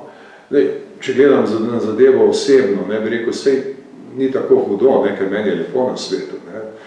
Antonijo Guterresu pa ni lepo na svetu. Zdaj so že narodi v zelo hudih težavah, marginalizirani, finančno stisnjeni, kot bojišče nekih ne zelo odgovornih interpretacij in tako naprej. Skratka, veste, te funkcije niso nikoli tako prijetne, da bi se jih človek v resnici veselil. To morate vedeti. Treba je ločiti med politiko in psihologijo. Psihološko je človek lahko veliko bolj izpolnjen, če nima take funkcije. In to velja tudi recimo za druge primerljive stvari ali pa manj izpostavljene funkcije, kot recimo tudi samo članstvo v varnostnem svetu je lahko izredno naporna stvar, politična. Tudi dekanovanje v univerzi. Ja, tudi dekan na fakulteti. Tu je recimo William Perry, ki je bil obrambni minister v času Clintona, pa je po koncu mandata prišel nazaj na Stanford, na univerzo. In so mu rekli na univerzi, ko se je vrnil iz Washingtona, tako polno samozavesti, rekel, no, gled, ti si se tam pogajal o najresnejših tema, Bosna, take zadeve, resne vojne. Mi imamo pa tu problem razdelitve kabinetov med profesorji, pa gre ti mogoče s svojimi diplomatskimi izkušnjami to prevzami.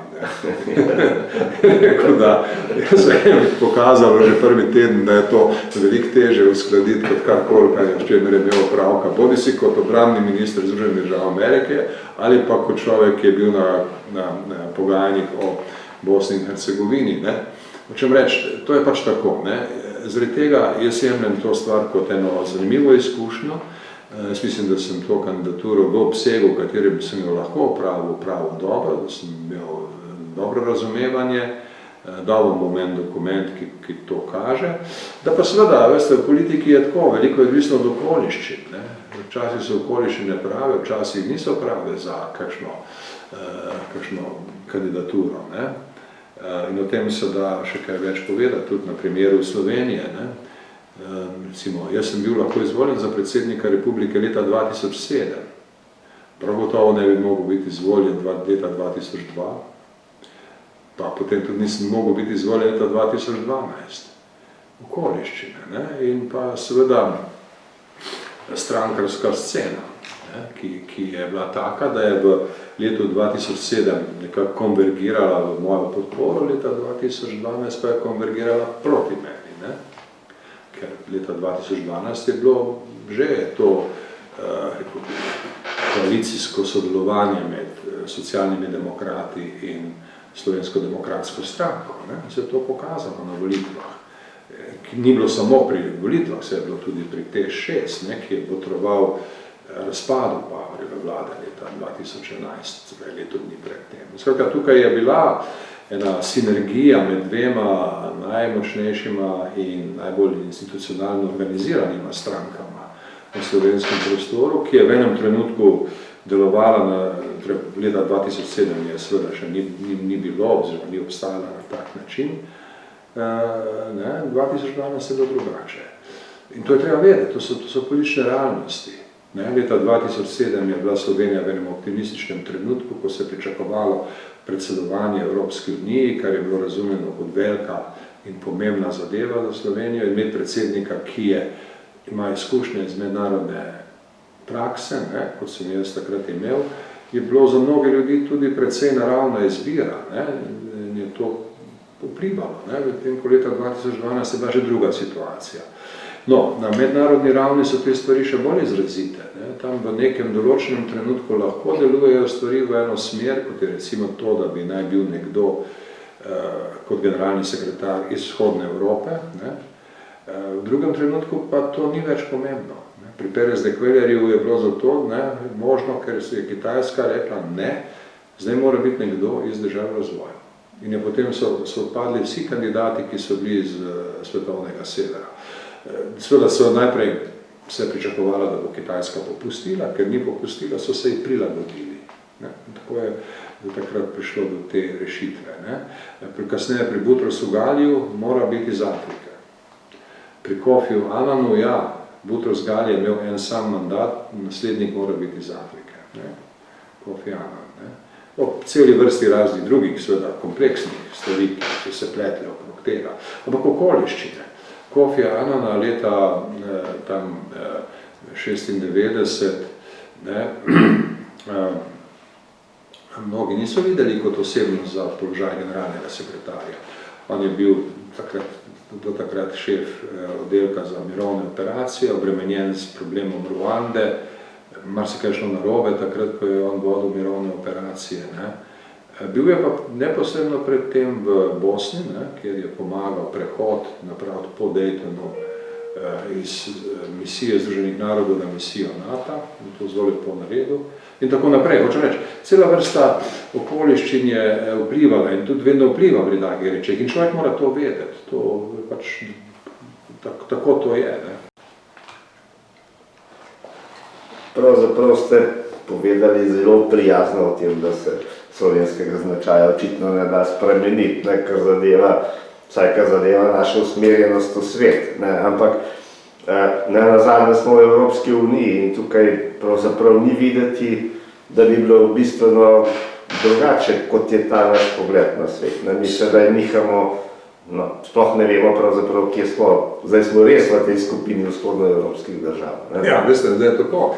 Jaz se pravzaprav vašem vprašanju čudim. Ne? Vi ste profesor zgodovine, morate vedeti, da zgodovina teče počasi, ne? Kot je napisal nepozabni Fernand Braudel, l'histoire de la longue durée. Vsa zgodovina je zgodovina dolgega trajanja.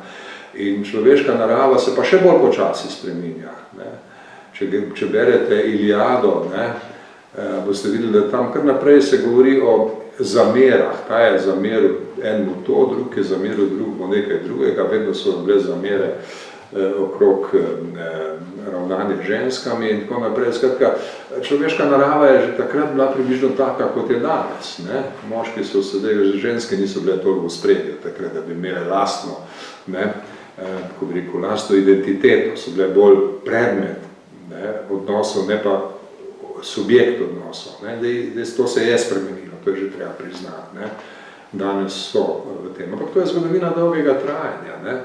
In človeška narava se spreminja počasi, Slovenija kot nacionalni karakter se spreminja počasi. Tudi recimo ta optimistična vizija Osvobodilne fronte o spremembi slovenskega narodnega značaja je seveda dober mobilizacijski prijem. Ne?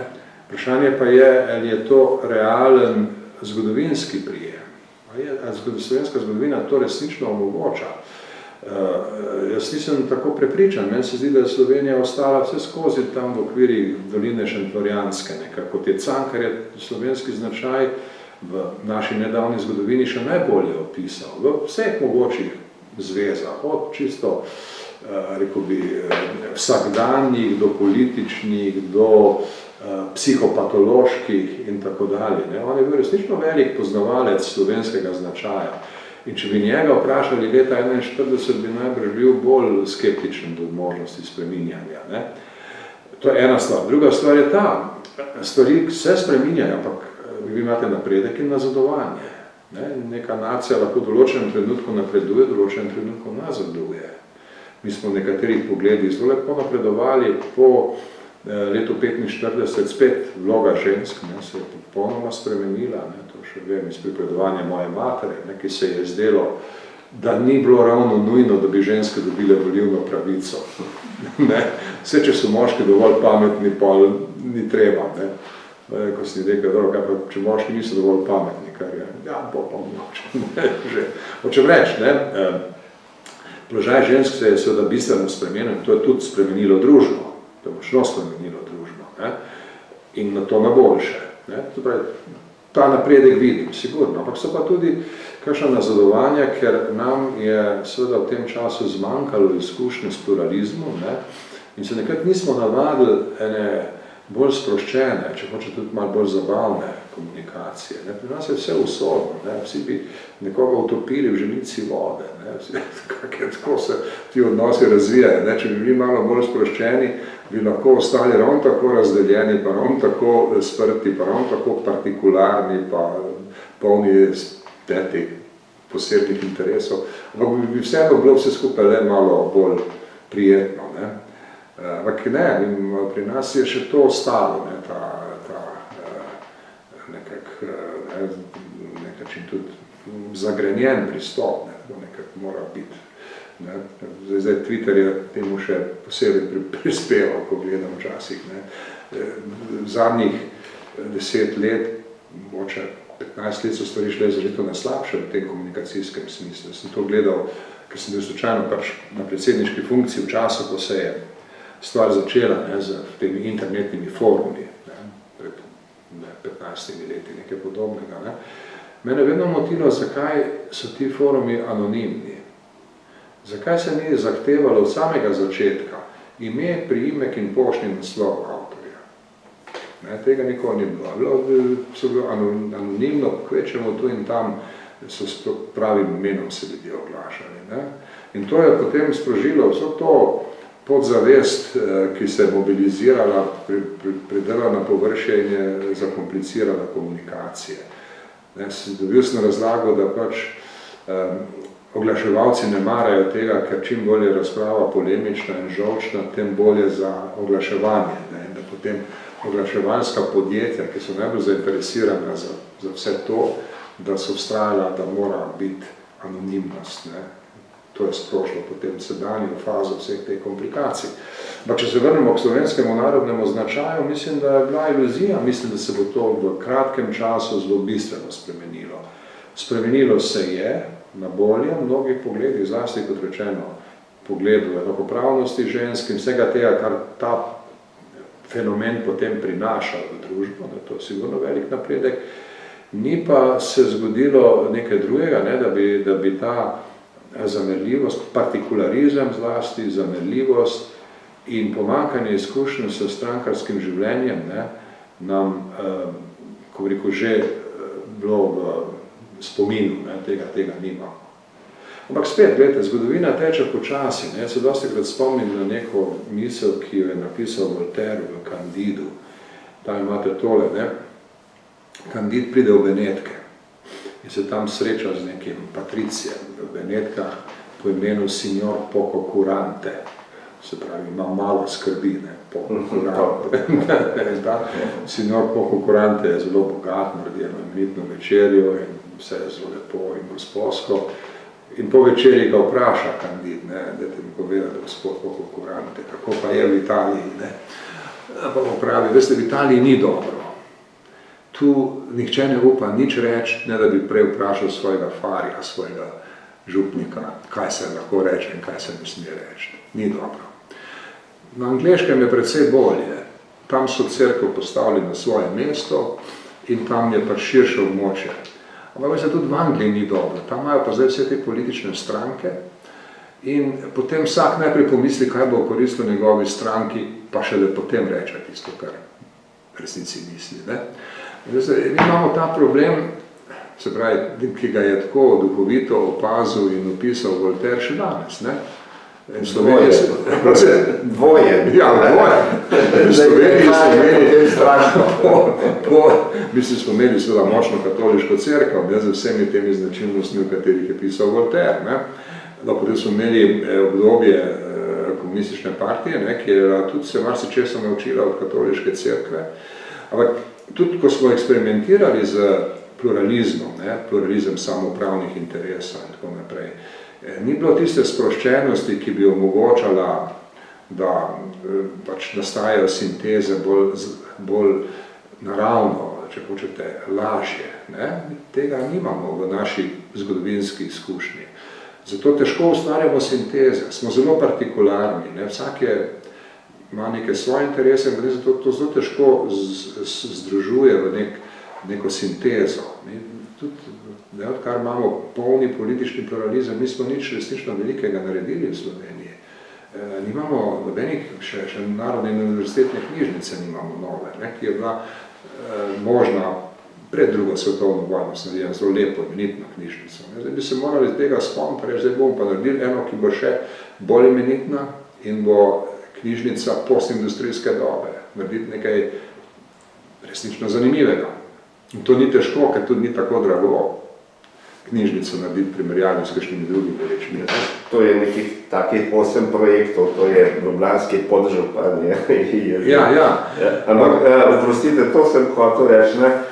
Mi vendarle nekako drugače smo prišli do države. Ne? In sedaj ta naša država, kakorkoli obračamo, je odvisna od Evropske unije. Ne? Ja.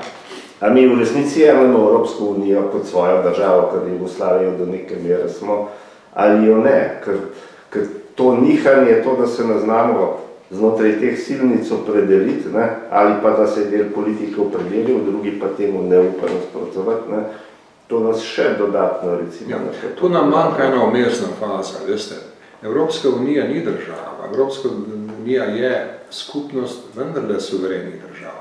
In zdaj jaz mislim, da ne moremo biti uspešni v Evropski uniji, če nismo dovolj samozavestni kot suverena država. Če smo preveč podvrženi po eni strani strankarskim interesom in spremembam, ki jih stranke prinašajo, in po drugi strani temu pomanjkanju samozavesti, ki je pač posledica tega, da nismo do suverenosti nikoli zavzeli resnega stališča. Ne? Mi smo si želeli iti izpod strehe Jugoslavije, ki je močno puščala pod streho Evropske unije, za katero smo verjeli, da je boljša. Nismo pa ugotovili, da pravzaprav moramo biti v Evropski uniji kot steber, ne kot gost. Mi to Evropsko unijo soustvarjali. In zdaj, da bi jo soustvarjali, moramo različne stvari narediti.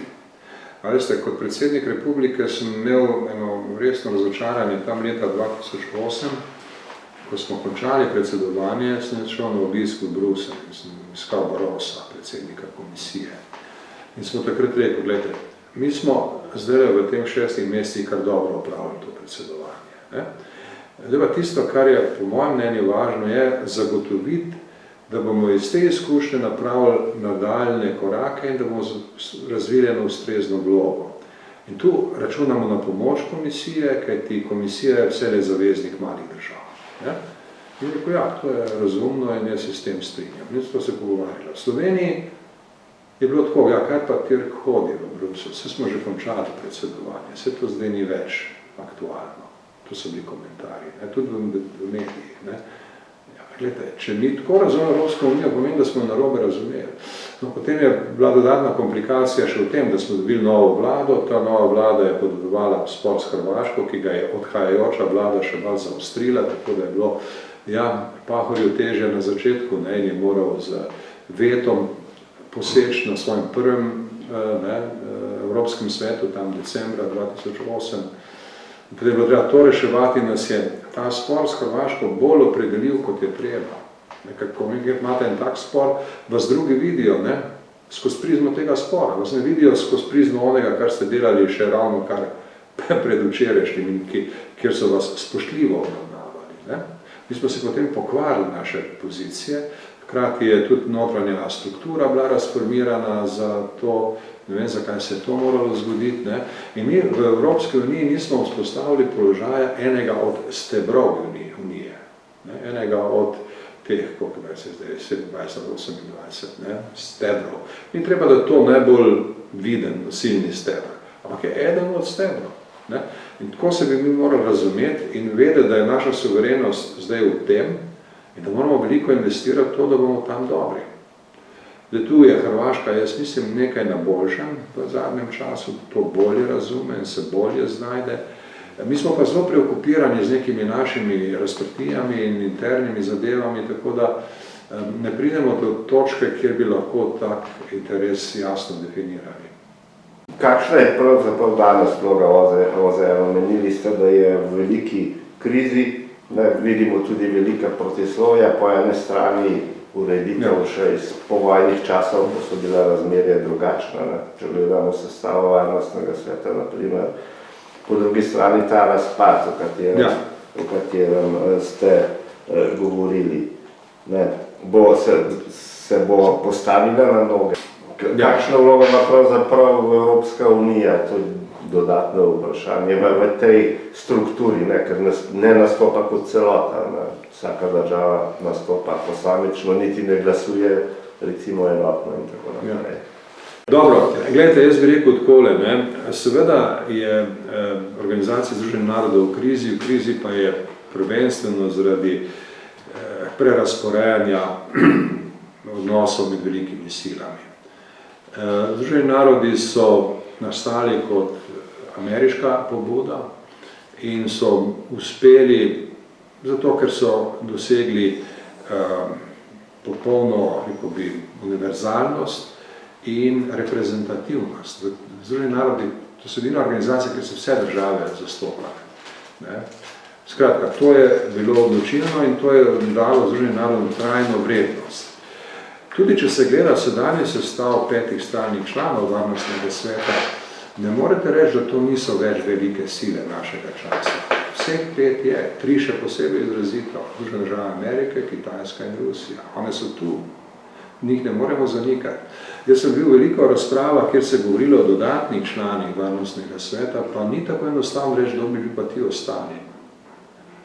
Indija s hudimi problemi z Pakistanom in Kitajsko, Japonska s hudimi problemi s Kitajsko, Brazilija s hudimi problemi v vsej Latinski Ameriki, Nigerija s hudimi problemi doma, Južnoafriška republika s hudimi problemi doma, Egipt s hudimi problemi doma. Hočem reči, ni tako lahko najti druge kandidate za ta položaj.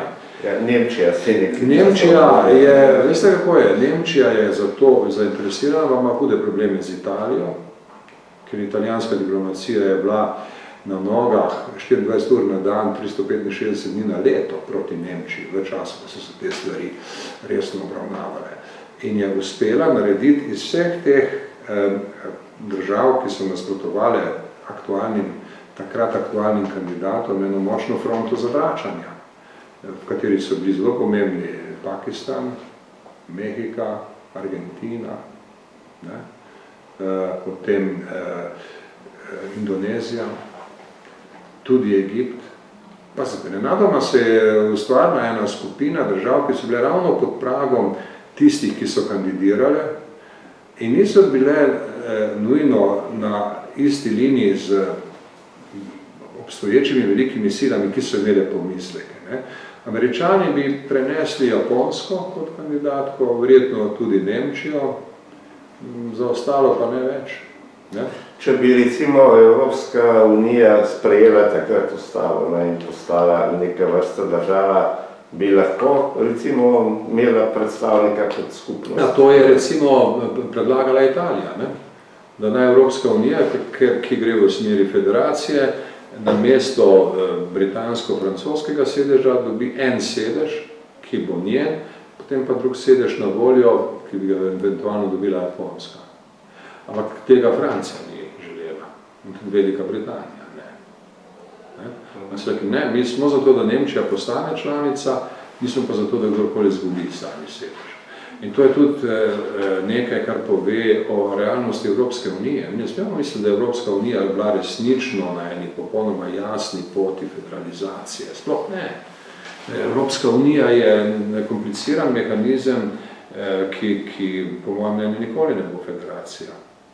In zdaj v razmerah, kakršne so, pravzaprav se lahko naredi kvečemo en tak pragmatičen dogovor, ki bi dal Franciji neko vlogo zastopnice Evropske unije, pod pogojem, da se uspe vzpostaviti ena resnično koherentna skupna zunanja in varnostna politika. Te pa seveda ni lahko narediti.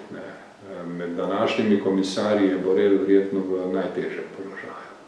Ker so mnenja, ker so politični interesi znotraj Evropske unije zelo različni. In zato ta ideja ne more funkcionirati, če tudi bi recimo Nemčija bila med bolj primernimi, bolj naklonjenimi te ideje. Vse v Nemčiji se predvsej govorilo o tem v zadnjih mesecih. Zdaj sta recimo Nemčija in Francija hkrati v varnostnem svetu. Ne? Junija je predsedovala Francija, zdaj julija predseduje Nemčija. In to deluje zelo lepo. Oni so se sposobni dogovoriti, so sposobni nadaljevati isto politiko in tako naprej. In v nemško-francoskih odnosih jaz ne vidim glavne ovire za tak razvoj. Ne? Večje ovire vidim recimo v vzhodni Evropi, Poljska, baltiške države, one imajo drugačen pogled. In potem so seveda tu znotraj še druge razlike v odnosu do Rusije, v odnosu do Kitajske, v odnosu do raznih kriznih vprašanj, kot Libije, imata Italija in Francija, polno različna stališča in tako dalje. Skratka, Evropska unija ne more funkcionirati kot država, to ni mogoče. In najbližje bi se temu resnično približali, če bi recimo Franciji uspelo vzpostaviti neko de facto vlogo predstavnice Evropske unije. Ja, po Brexit ta razmer je zdaj spremenil. Formalno je imela Evropa zdaj 2 glasova. Ja, vem, samo Britanci so vedno znali povedati, da so še oni neke drugega kot člani Evropske unije, da niso samo v tem funkciji tam. Ne? Tako da, tu mislim, bo na nek način Evropska unija oslabljena, na nek način pa je bo življenje lažje, bolj enostavno. No, jaz nisem dober v prognozah, tako da ne bi rad prognoziral stvari, ampak ko vidim te odnose, ne vidim veliko pričakovanja, da bi se kaj zelo resnega spremenilo. Seveda spremeni se lahko na drugih nivojih, ki zahtevajo pač zaradi tehnološkega razvoja, zaradi ekonomskih odnosov in podobnega, drugačno povezovanje od tistega, ki ga omogoča Združeni narodi. Tu mislim, da se bo okrepila vloga regionalnih organizacij, ki se krepi že dolgo časa. Tu bo nastali novi odnosi okrog Kitajske v zvezi z njenim projektom Pas in cesta, Belt and Road Initiative. Tu se bo videlo, kam bo šla Afrika, ki ima močne razloge za povečanje enotnosti, ampak po drugi strani je zelo podvržena tujim vplivom. Trenutno je recimo zelo zanimivo vprašanje pogajanj o bodočnosti Nila, reke, in etiopskih jezov na reki, na Modrem Nilu in tako naprej. Skratka, nejasno, ali bo Afrika se afirmirala bolj regionalno, ali se bo afirmirala skozi politiko drugih sil, recimo Kitajske, Evropske unije in podobno. Tudi Združene države Amerike lahko ponovno začnejo kazati zanimanje za Afriko, ki ga že dolgo ne kažejo in tako dalje. Skratka, jaz vidim svet v enem razprašenem stanju. In seveda, ali se lahko zgodi kakšen veliki pok, ki bo potem se skupaj spremenil, vam moram reči, da tega ne vem. In ni nujno, da bi bil veliki pok dobra stvar. Ker veliki pok je bila druga svetovna vojna, ki je ustvarila pogoje, v katerih so Američani predlagali ustanovitev Združenih narodov. Zdaj jih to rušijo. Ja, gledajte, takrat so Američani predstavljali, Združene države Amerike so predstavljali približno 50% svetovnega bruto domačega proizvoda. 50% vsega je bilo narejenega v Združenih državah Amerike. Bili so država z jedrsko bombo, ki je noben drug ni imel takrat, in imeli so tudi še potencial razviti vojsko daleč od tistega, kar so takrat imeli, medtem ko so vsi drugi bili precej izčrpani. Vključno s Sovjetsko zvezo, nekateri drugi, Veliko Britanijo, recimo Francija bila na tleh, Japonska bila uničena, bila je politično uničena in tako dalje. Skratka, ta dominantna vloga Združenih držav Amerike, ki je obstajala leta 1945, je neponovljiva. Ta je mutirala kasneje, z razvojem sveta, s hladno vojno in tako naprej, ampak je vedno se ohranil nek primat Združenih držav Amerike. In zdaj se Združene države Amerike bojujejo za to, da bi ta primat ohranile, ga mogoče malo redefinirale, ampak nimajo prav dobrih idej, kako to narediti. Danes Združene države Amerike predstavljajo 20% svetovnega BDP-ja, Kitajska pa drugih 20%. To nujno prihaja potem do tega, da Kitajska hoče več in tudi recimo, ko Združene države Amerike zglasijo, da bodo šle iz Svetovne zdravstvene organizacije, ne, kar je tudi sicer kompleksno vprašanje, kako se jim da to narediti, povejo, da bo to pomenilo zmanjšanje prispevkov vseh skupaj, ne, teh obveznih in prostovoljnih za približno 400 milijonov dolarjev, Kitajska takoj ponudi 2 milijardi. Ne? Veste, tu nastajajo neki novi odnosi, ki bodo kot ene dolge porodne muke trajale leta. Jaz ne vidim, kako se bo to prej razvilo. Skupina G20, ki bi lahko zdaj igrala neko vlogo kot crisis manager, krizni management, ki ga je opravljal pri finančni krizi leta 2008, sjajno, z vlogo Baracka Obame, Britanci, Avstralci, resnično ena velika stvar. In meni je predsednik Medvedev govoril leta 2010, da je njegov vir optimizma skupina G20. Pravi, da tam se zberejo resnično države, ki lahko, če se bodo v nečem strinjali, tudi to odločijo. Tam je vseh 5 članic varnostnega sveta, vseh 7 članic skupine G7, vsi, ki predstavljajo nekaj v smislu populacije in ekonomije, in če se tam naredi nek konsens, je od tega korist. To je bilo mnenje Medvedeva leta 2010. Ampak zdaj skupine G20 nikjer ni. Saudska Arabija je predsednica to leto. Kaj se lahko od nje pričakuje? Italija naslednje leto. Kaj se lahko od nje pričakuje? Skratka, tudi ta mehanizem kaže svoje šibkosti. Skratka, tu ne moramo pričakovati nič posebno resnega. Jasno, če bi recimo v Združenih državah Amerike zmagal Joe Biden in prišel z nekim prepričljivim konceptom, bi imel zelo veliko odprtih ušes. Vprašanje pa je, če bi stanje interesov bilo takšno, da lahko Američani z nekim novim konceptom uspejo. Se imajo še vedno v rokah praktično svetovni finančni kapital, dolar, svetovno banko in tako naprej. To imajo v rokah in to je en pomemben vzvod, ki ga niso izgubili, ki ga tudi drugi spoštujejo. Kitajska v to ne posega, marginalno hoče povečati svojo vlogo v svetovnem denarnem skladu, ampak nikako ne želi rušiti tega sistema, enako tudi Rusija in vse druge države. Skratka, to je ena realna baza. Ampak seveda, veste, to je pa tudi tako, dokler je dolar svetovna rezervna valuta, je potem za Američane enostavno, ker pač natiskajo več dolarjev, pa je stvar rešena. Pa vsi plačamo njihovo inflacijo. Pa vsi drugi plačujejo. Ampak to je kratkoročno pametno, ker dolgoročno pa se vendarle vsi drugi krepijo in jim bodo povzročili glavobole, kot je Kitajska to že storila. Tako da v bistvu ta njihov seveda velika prednost je prednost, ampak ni take vrste, da bi lahko rekli, dobro, nam ni treba nič skrbeti za prihodnost. Kolikor sem jaz seznanjen z razmišljanje v Washingtonu, ni nobene resnično izvirne ali pa ambiciozne ideje. Recimo po hladni vojni je bila ta teza assertive multilateralism.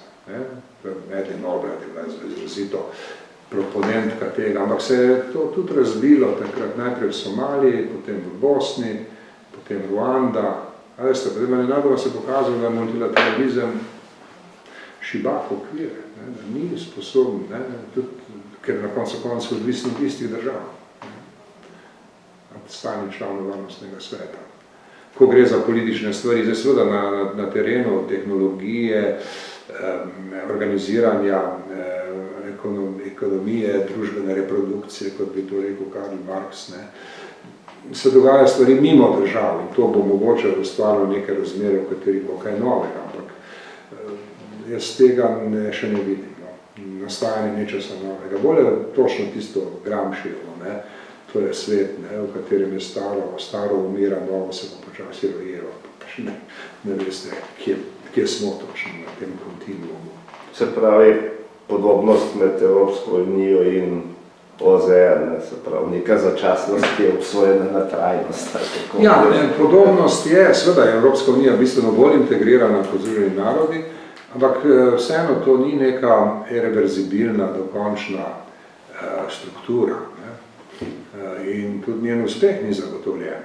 Tako da, zdaj, jaz nisem pesimist, kar se tiče Evropske unije. Ne? Jaz mislim, da ima priložnost. Videli bomo, kako bo ta mesec rešila vprašanje proračuna in pa tega fonda za rekonstrukcijo. Kjer pa seveda imate spet čisto temeljne probleme. Ne? Imate problem nezaupanja. Kdo v Evropski uniji zaupa Italiji? Kdo zaupa Italiji? Ne, da bo naredila reforme. Ker bi lahko, se Italija bogata država, ima ogromna sredstva na privatnih računih, bi lahko naredila kaj drugače. In zdaj, če ti samo dodaš denar, ni rečeno, da bo kaj boljše. In jaz to slišim od ljudi, ki vedo veliko v Evropski uniji.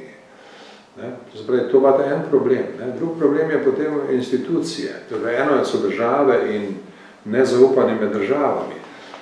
Drug problem so institucije. Evropski svet ni bil zamišljen kot pogajalski prostor, pogajalski mehanizem za pogajanje o procentih v proračunu ali pa za krizni menedžment.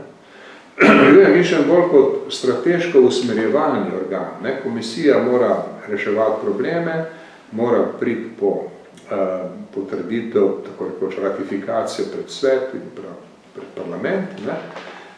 Zdaj pa imate to, da je vse odvisno od pogajanj v Evropskem svetu. Kdo pa spreminja Evropsko unijo v nekaj zelo podobnega Združenim narodom. Ker potem se pa tako pokažejo razlike med stališči držav, interesi, imate probleme. Recimo zdaj Evropa se deli na sever in jug, vzhod, zahod, in tukaj lahko nastanejo precej trajni vzorci, ki pa so slaba stvar za Evropsko unijo. Ne? In kot rečeno, ne, ta predlog, ki sta ga, kot sem omenil, proizvedli Francija in Nemčija skupaj, ne, je priložnost, vprašanje, če bo izkoriščena. Pa bo ta korona vplivala na spremembe? Jaz mislim, da ne odločilno, da veste, je tako, ne, kriza bo delovala katalitično, po mojem mnenju, ona poglablja, pospešuje procese, ki so bili vidni že prej.